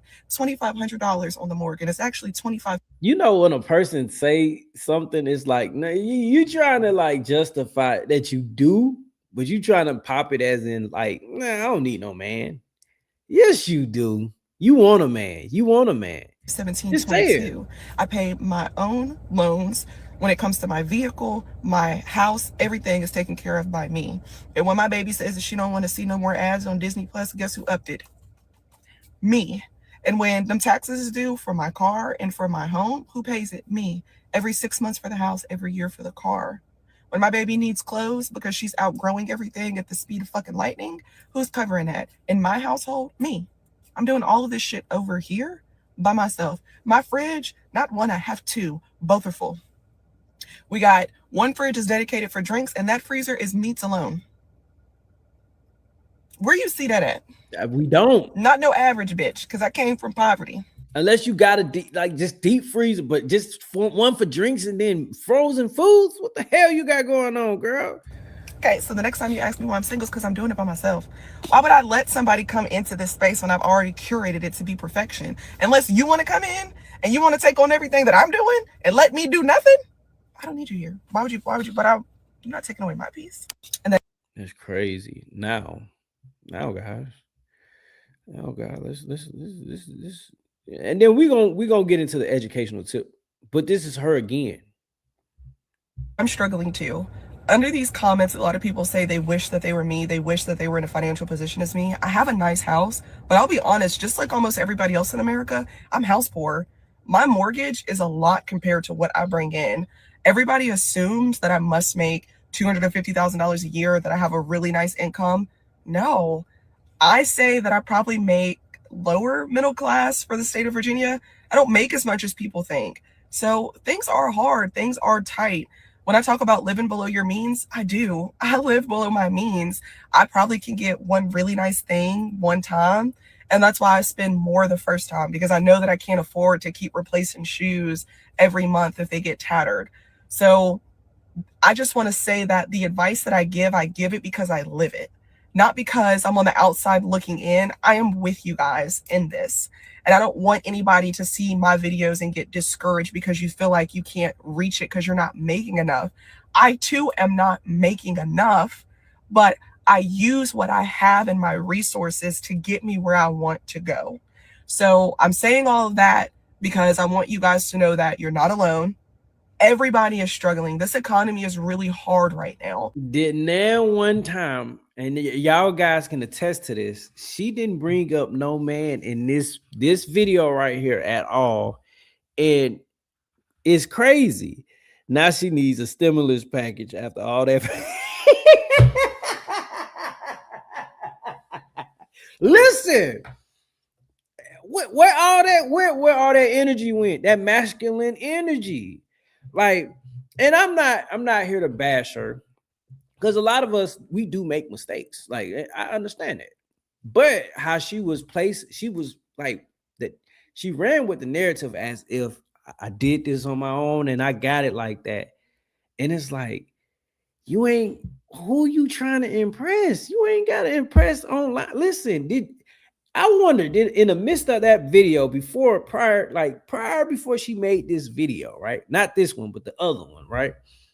Did she get her heart broken or something? Did a man just like end up like, it gotta be some type of trauma. It gotta be.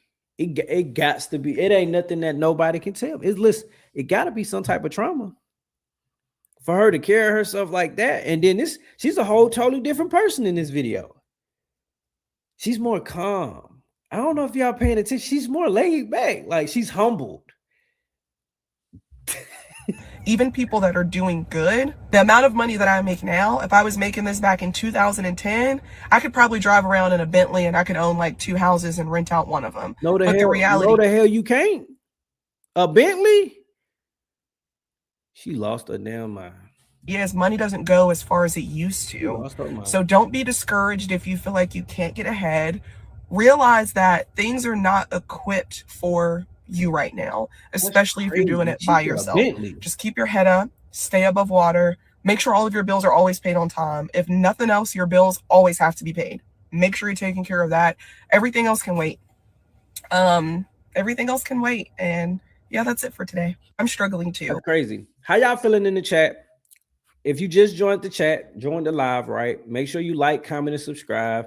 And listen, drop in the comment section below the branch of service that you once served in, or if you currently in the military right now, drop that branch.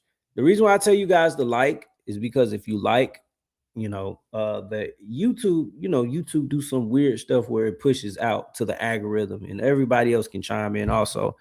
Yeah, it's about that time. Now we finna go into some educational tips. Like I said, how I laced the video up. We talked about what was going on currently, and we talked about reasons why people are joining the military because of debt. We elaborated on somebody talking about a house poor. Now we actually got to go into learning about finances. We got to really learn about this.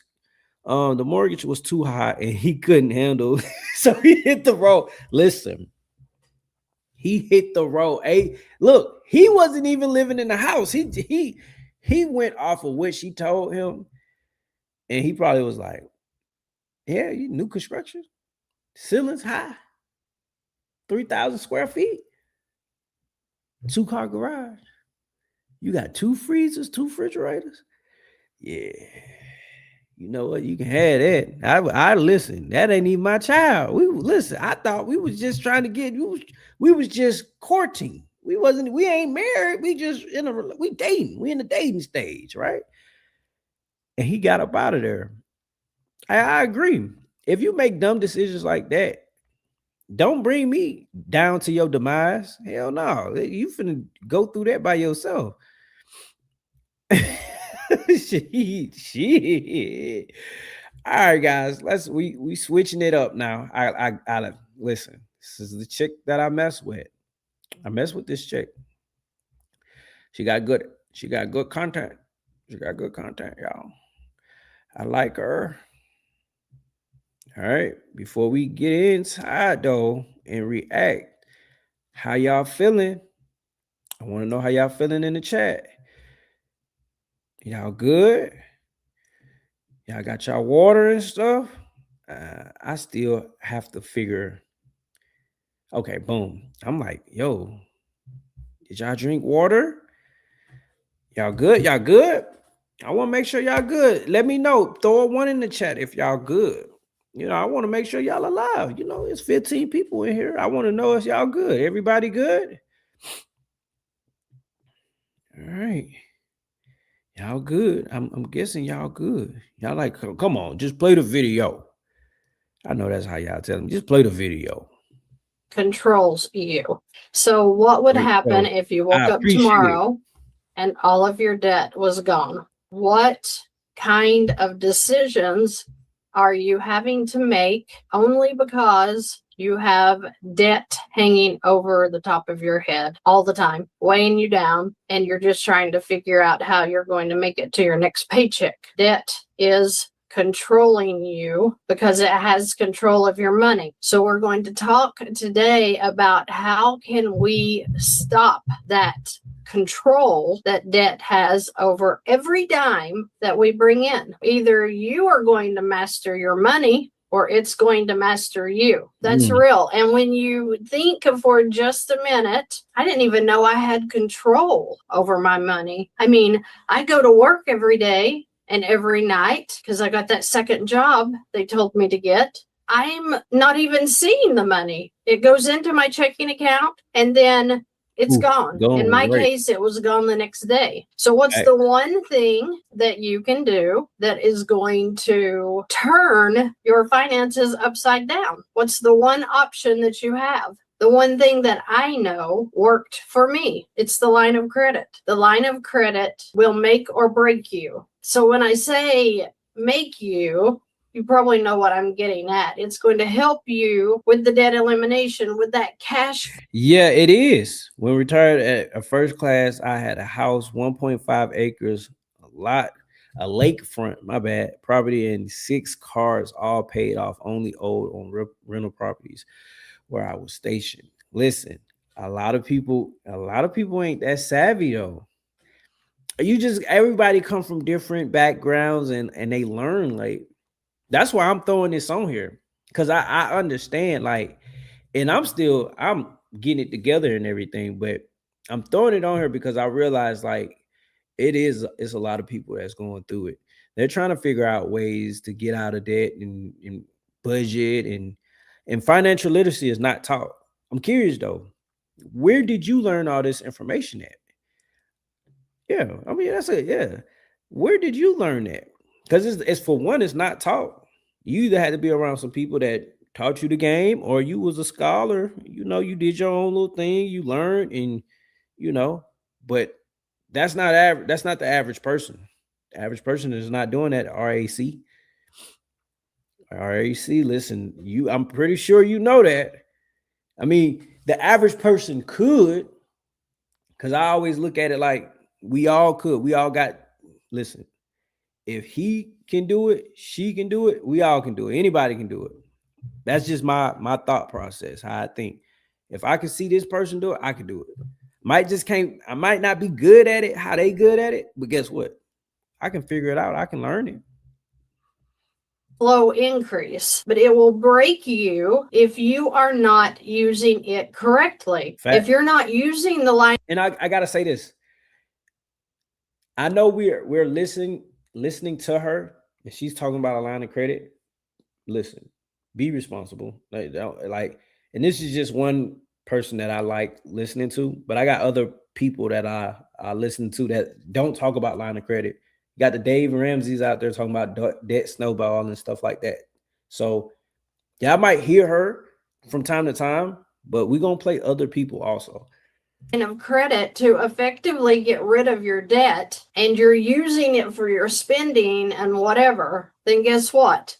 you're going to lose control again. So we have to be in control of our money, and the line of credit allows us to do that. I've got an example, a scenario of a person that I worked with earlier, and I want to take his numbers and let's just look at what the line of credit does for him. To think that I am in control of my money here today, sure, I use money. I use lines of credit, but I am in control of what's going on in that line of credit. When you're dealing with the debt, like this guy, he has a mortgage. He has a second mortgage. Wow, you got into real expense when you go into the second mortgage. He has a car, number one, number two, and about 7 credit cards. So his income is $13,000 a month. And I know some of you guys are out there hollering, hey, if I made $13,000 a month, I wouldn't be in debt. What's wrong? No, that's not the case. It's a lot of folks out here that make good money. Good money. I'm talking about they high 6 figures. In some way, somehow, they still in debt. So see, this is the reason why I'm showing this. I know you guys I just showed you previously, a couple videos back, 40 trillion. It's a lot. That's a lot of people. Wrong with this clown? I mean, I know you are. I see the comments. Why is it that somebody that has $13,000 a month coming in, why do they feel like that they're suffocating in debt? Just like you may be, and you might make $2,500 a month. What do we do? In this situation, he is one of my clients, so he has been out in between our meetings and gotten a HELOC, a home equity line of credit. Yes, you do have to have a home to be able to get this one, but he got it for $100,000. Some gurus are out there screaming, "Oh my gosh, don't be using the line of credit. Don't be using that HELOC." If you're running your own business, you need Symphony. Well, they're right. If you're not adulting, if you haven't made a decision to get out of debt, please do not get a line of credit. These are for mature people who are sick and tired of having their money fly away as soon as it hits their checking account. Mature money. We're talking about when you turn your mature decisions into mature money, you're going to have mature finances. You're going to be in control. If you have never seen, you got a lot of edits. this channel's videos before, we're talking about the revolving line of credit. Now, these are not loans at the bank. These are lines. A lot of you guys that have been watching the YouTube channel, you know the line and the loan are different. But I want to tell you, every day when I have meetings, I hear, I didn't even know there was a line of credit at the bank. When you learn what the line of credit will do for you, it will change your finances. So when we're using a line, a loan, remember, a loan is an amortization schedule. That means that you get the same payments every single month. Let's say you pay $1,000 on your mortgage here. Month 2, you're going to pay $1,000. Month 3, you're going to pay $1,000 until that. Difference between the loan, though, you cannot utilize that loan. Once your money is paid on that loan, it's over with. The line of credit is you can pay it off, reuse it, pay it off, reuse it. But once again, you got to be responsible. The interest rates is totally different. You know, of course, always when you get in the loan interest rates are a little bit lower versus credit cards and lines of credit and stuff like that, depending on, you know, credit scores and stuff like that also. But, you know, this is the jargon and stuff that I like paying attention to, learning about retirement, investments and stuff like that. So when we go live, and I got to say this, when we go live, always almost at the end of our lives, we gonna learn. We gotta learn over here. Like I said, we're gonna talk about the relatable topics that's going on in the world, but we gotta learn over here also, guys. Hey, that's what we gotta do over here. We gotta do it. Listen, do y'all agree or disagree? Do y'all want to learn or not learn? You know, They say if you learn, you earn more.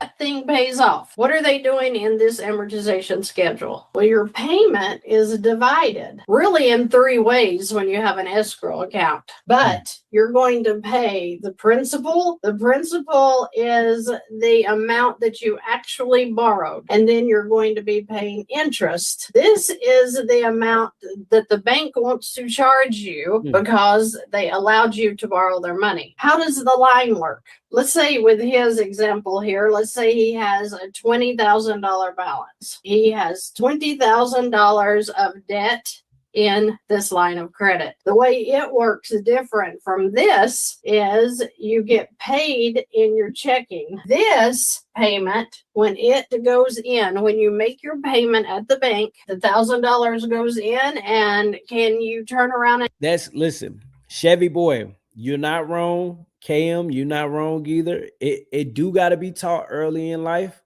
Sometimes, you hit a bump in the road, and some people, it just, it's later on down the line when a person could, learn it. Love to all be all, be safe. Got you. And listen, the HELOC method is just, it depends on the circumstances, and it depends on if that person is responsible. And it also depends on if you got cash flow at the end of the month. Like if you ain't got no cash flow and you doing a line of credit on anything, it's ass backwards. Like you shouldn't do that. Like I told you guys before, I listen to her, but I also listen to other content creators that talk about finances and everything. So yeah. But I do agree with you, Chevy. It's not for everybody.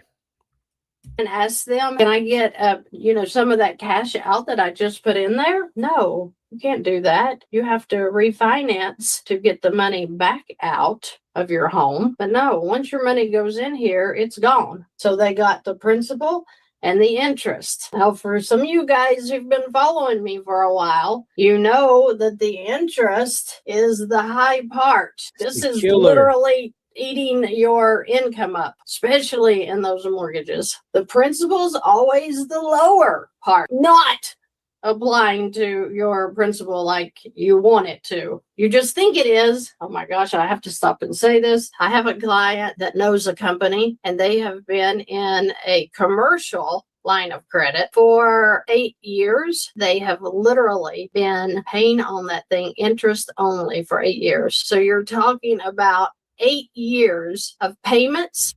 Facts. It's even like when we go live more, like me going live more often, it's not just about, like, I'm talking about just financial literacy in general, like getting out of debt, investing, different things. I like her content is because I also I'm reading that book and everything, and I just thought that I know that it'll be good information for somebody out there also that want to learn about HELOCs and paying their home off faster. But it's all different ways. It's all different methods that a person can do. Financial literacy is everything, though. Money make the world go round. I'm trying to tell you. But this would not be the only person I bring up. No, it's way more people that are like, she's just happened to been, the one that y'all probably seen. Like this, probably like the second or third time that y'all probably seen her. That's just been thrown away. They haven't even been using that line of credit the way they could have been doing. When your income goes into the checking, and in his example, $13,000 would go in throughout the month. He doesn't get paid monthlies. He gets paid bi-weekly. So bi-weekly checks going into his checking account that he would transfer over here. And so what does that do to his balance immediately? It dropped it. So now he's not going to pay all of the interest that they were trying to take him for here. So he's going to revolve his income in. So income goes in, then out comes these monthly payments. payments, and the living expenses, $5,300. So throughout the month, he's going to buy the food. He's going to pay for gas. He's going to have the car insurance. He's going to be making these payments. So the idea is that this account that has maybe a 7,000 low after his income goes in, it's going to start slowly creeping back gonna go back out. up. You don't buy all of your But it's groceries in dwindling 1 right month back down. usually. So basically, she's beating the interest. She realized that credit, because credit is key, right? But I look at credit as if everything is a tool. Money is a tool. Credit is a tool, right? You know, without good credit, you probably wouldn't be in the house that you got, the car that you got, right? She utilizing credit to pay down her home faster, right? Because we all know a 30-year fixed rate home, right, at a certain percent, let's just say 4%, right, 5%. We already know the life of that loan. Let's say a $400,000 home, right? Then the life of the loan might be like $800,000. She's beating the interest. So I wouldn't tell a person to use a HELOC right off the back. That's not my That's not my stilo. I just find it fascinating to the point where it is a different way versus you just throwing your money, extra payments, you know. Not necessarily that say that this way is going to work for everybody, but if you're disciplined, 9 times out of 10, it could work. It could. But you got to have that cash flow also. You got to have the cash flow. If not, then guess what? You doing a HELOC, you're going to set yourself up. You're going to be in a world of trouble. Right? So the idea is to let your income sit in this line of credit. And then thankfully, this tool will allow you to pull your expenses back out. Did you know that every time? And that was it, guys. So what's y'all takes on that? I know Chevy said he ain't, I get it. I know KM, you agreed. Everybody that's in the live though, what's y'all takes on the HELOC method? It's not the best method. I'm not finna sit here and lie. It ain't. It's not the best method, but it gives you options. Like how you said earlier, it gives you options. Somebody might want to go to Dave Ramsey route. It all depends. Somebody might want to go to Avalanche route. Pay off debt faster. Let's see. Hold on. Give me 1 second. Let's see. We're gonna learn one more thing, then we're gonna slow roll it, then we're gonna get up out of here. We're gonna cruise the ship. We're gonna sail the ship. Now that's bad time. I should never say that due to the video that was earlier. Let's see.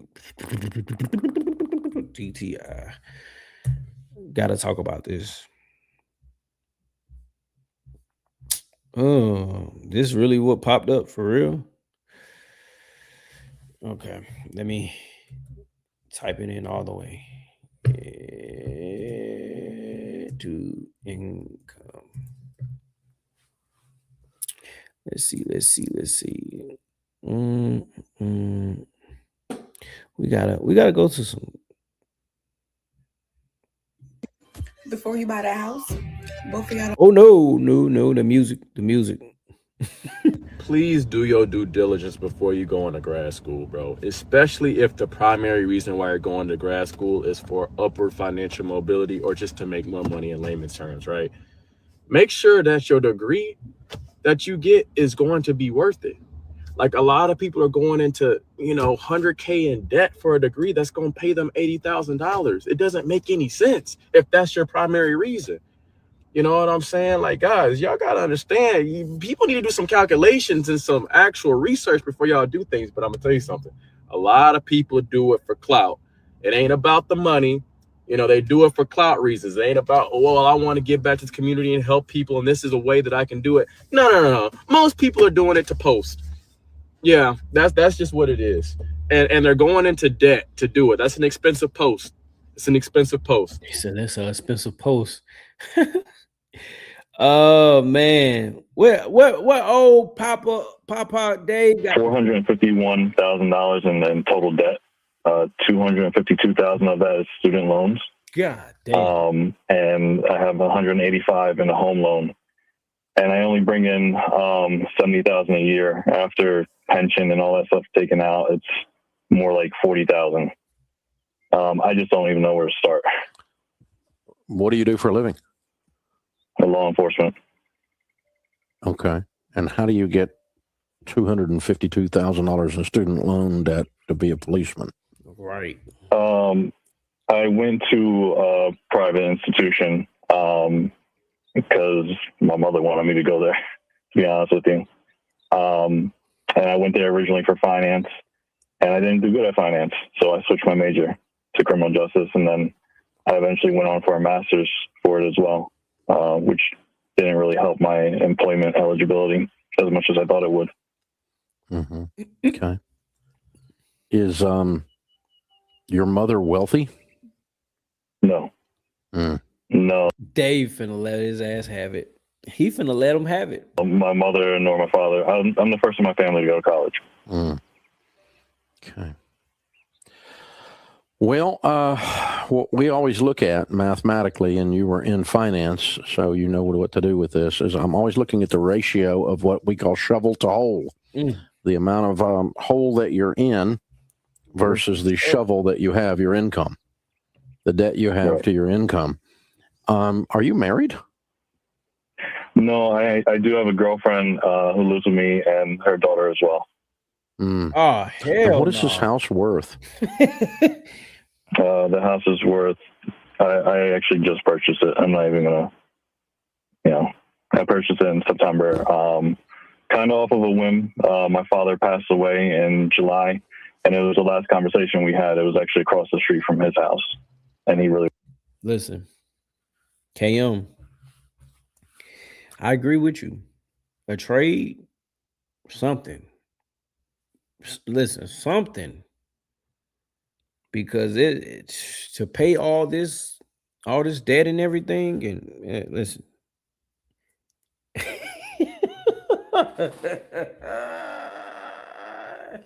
Listen, and people say don't join the military. That man just said he was in $250,000 worth of debt just alone in student loans, guys. He owed 100 and some on a home. He only makes 70,000 a year. Yo, that is wow. That is wow. I don't know if y'all understanding that in the chat right now, but listen, that is wow. 250. That's guaranteed. He got to pay that. Home, he can go stay with his mama if it came down to it. But 250,000? Then no, we need that money. We need that money. Yo. Altogether, 400,000 worth of debt.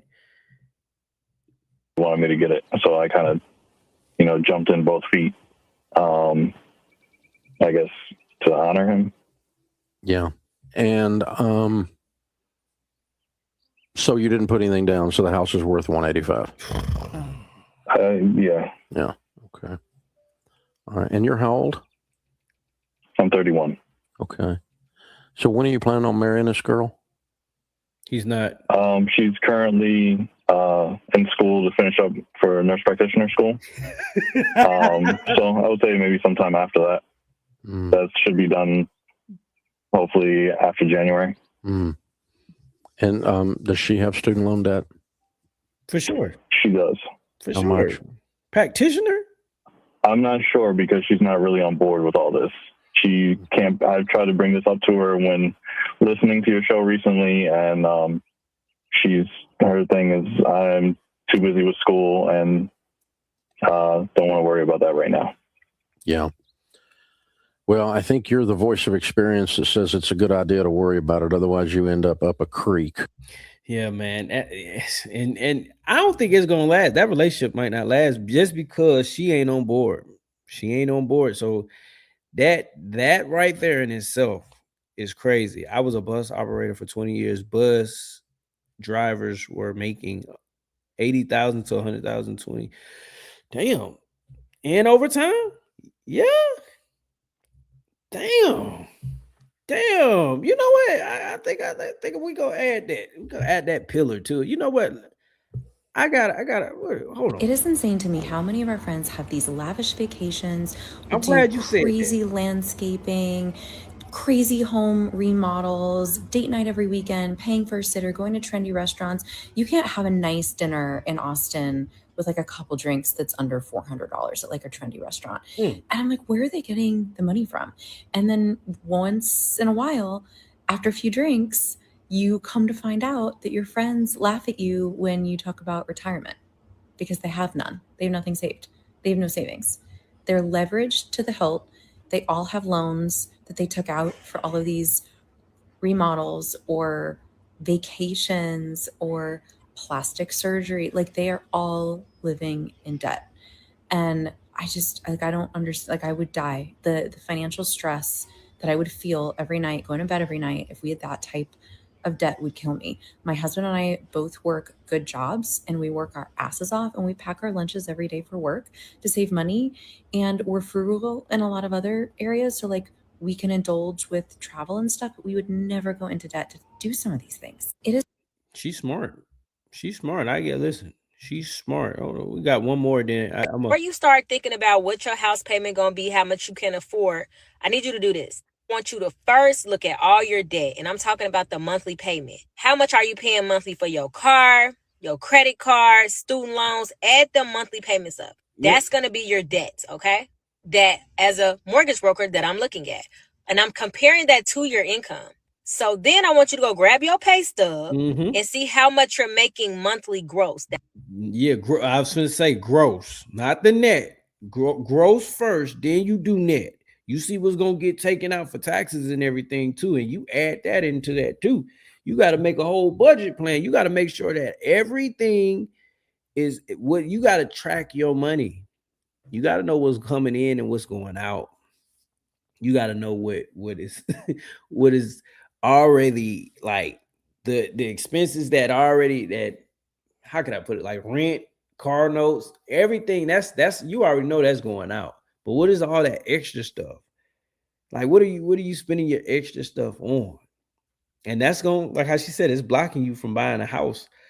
So that is before taxes. How we gonna calculate your DTI? I got the calculation here. So it's your debt to income ratio, DTI. Don't let these big words fool you. This stuff is very simple math. So let's do your DTI. Drop what percentage you have in the comments and let's talk about it. That percentage should be under 36 for you to be able to afford a mortgage as well, including the debt that you already have. Probably that percentage is over 36. You need to be paying off some of those monthly payments. Follow me if you're looking to buy property here in Illinois, Indiana, Texas. I'm a mortgage broker. Get the real estate financing for you. Now, I'm glad you said that, KM. And then we're gonna land the plane, and we're gonna roll out with this. Trays. We gotta.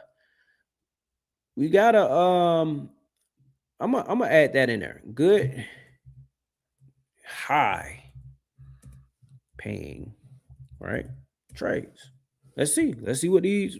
You said trade, a bus driver. Listen, I got the CDLs, so I already know they make bank.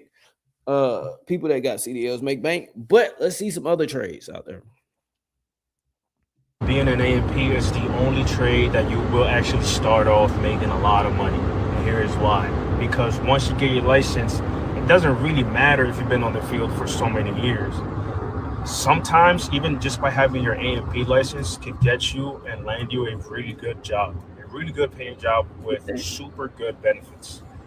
For example, let's say if you're in New Hampshire right now, you want to go and apply for an airline called Plain Sense, right? They start you off pretty high, especially here in New Hampshire. If you've never heard of them, look them up because they will start you off fresh out of school. Not like a major airline, but if you do land a major airline job, you will be making tons of money starting off, especially if you're young. There's going to be a lot of overtime as well. And yeah, you can easily make $300K, $250 a year starting off your first year as an A&P. And I honestly feel this is one of the only trades that just by having your license and not having any experience working on aircraft, you will get hired. Just if you're someone working on cars, if you're good at working on cars, working on fixing any type of machinery, bro, trust me, you'll land a pretty good job. And They look at that as some type of experience. So if you working with tools, working like troubleshooting systems, fixing stuff, and so on and so forth. So if you're someone who's currently looking to go to A&P school and you want to land, it's dope. Let's see. We gotta. I'm gonna touch on some more. Let's see what some other trades out there. Someone on Twitter said, white folks be making six figures at jobs I didn't even know existed. And this is when I tell people what I do, they either look at me crazy or they say, I know somebody that does that. They make a lot of money doing that. And even when I try to explain to somebody what I do, for the ones that be confused, they still don't understand what I do. I went to a conference not too long ago, and I could count on one hand how many people look like me. Now, this career field is very small and niche, so I really don't blame people who look like me for not knowing about it. Even though it's small and niche, the market for it is not.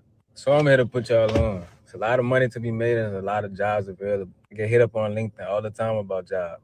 Even at that conference I went to, they had people offering me jobs. I got offered one job because it was a dude first time doing it, and I told him about my experience and what I know. He was like, "You want a job?" Man, you gotta get my first time. I need. Man, come on, land the plane, man. He just been talking this whole. It's 50 seconds in. We're in a minute. Come on, tell us what you do. More people, and even though this was his first time doing a job, he was making six figures. But let me tell you this: like, you're not about to come in this thinking you about to just hit bank. Like, you're gonna have to get some experience. You're gonna have to get some knowledge. But the money out there, be willing to put in the work. And even if you feel like you don't want to clock in somebody's job every day, you could go either way. You could go to job route, you could go to entrepreneur route, like just like any other trade. One gentleman I know in this career field, he has to go get sent to another guy to get trained. But the guy he gets sent to is filthy rich because he became an entrepreneur. And he get contracted out by multiple companies to train their people. And he also has his own company that goes out and works for these different entities. So do your research on non-destructive testing, non-destructive inspection. If you're in Louisiana, go look up BRCC. They have a non-destructive testing program. If you have a STEM degree, you can become a non-destructive evaluation. I never heard of a non-destructive testing. That's what the gaslighting? Plumber, electrician, HVAC, electrical lineman are good trades options. Yeah, they are. Engineer. So many avenues you can take with this career field. It's so intricate. But do the research. Do your research. Please do your research. There's so much out here. Please do your research. But thing with this career field, so intricate. But do the patient degree. You can become a non-destructive evaluator.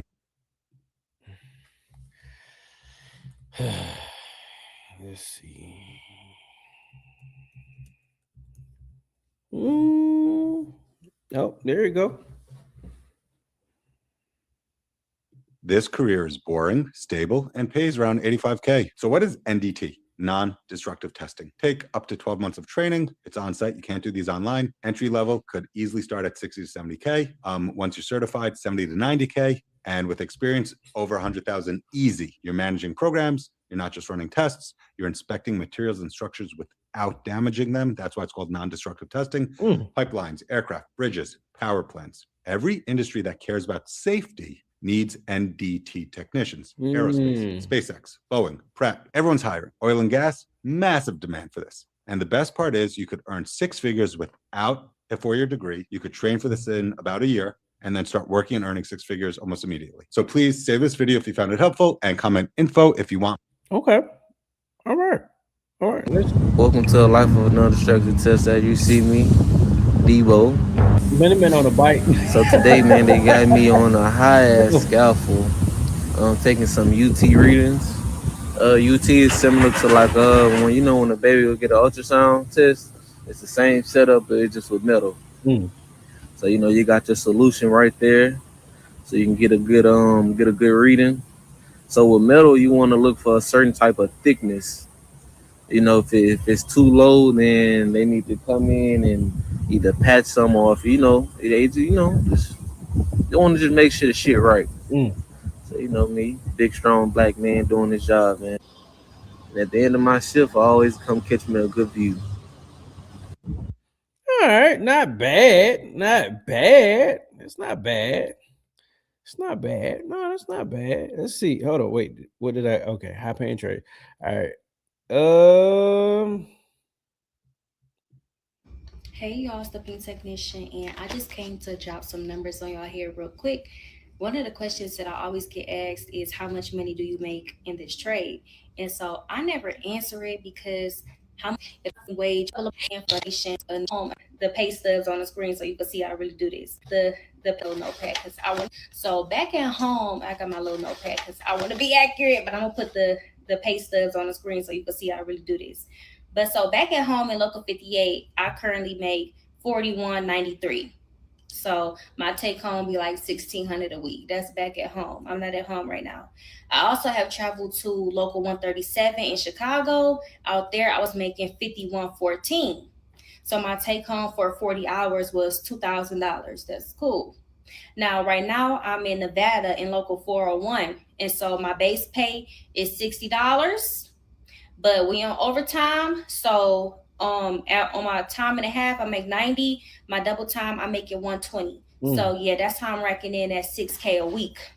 So now your next question might be, well, how did you do this? How do I get started? What do I do? I went through an IBEW apprenticeship. I did sound and communication. That program was 3 years. At the end of my 3 years, I spent like a year working for my same company, and then I jumped the boat and I went to go travel to make more money. That's not bad. Nobody talks about this. If you're at a 9-to-5 job right now, kudos to you. You have to invest into yourself. People don't get rich from having a 9-to-5. People get rich from investing into themselves in many different ways. Let's say you got $5K. You have 20% that you use $1,000. You could pay for knowledge. And then when you get your knowledge, you'll learn a strategy and then trade with it and see how you do. Because now you know how to use your money.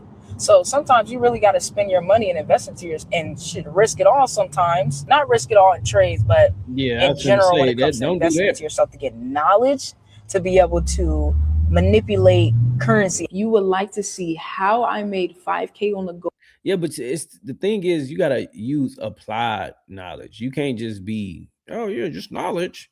You paying for information. No. If you plumbers make $100 an hour. Welders make $150 an hour. Most kids don't even know that, right? $100 an hour.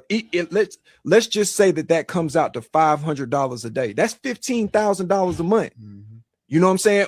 If you are a welder, if you making $900 a day, that's you got the opportunity to make $900 to $1,000 a day. If you work 20 days out of the month, that's $20,000 a month. You just now broke it down off of a 5-year period of time. If you making $20,000 a month over a 5-year period of time, that's $250,000 over 5. That's $1.25 million in the 5 years of somebody else trying to be an entertainer. And then what was the part that you said that gonna hurt them the most? When they don't make when it don't work. Trying incorrectly, and then no, it ain't incorrectly because sometimes it just don't. That man there was talking. God. Yeah. Go get that money, don't stop. Go get that money, don't stop. Go get that money, don't stop. Let's go. What the hell he do? 3 days out the week? I'm in the spot, it's just me and the hitters.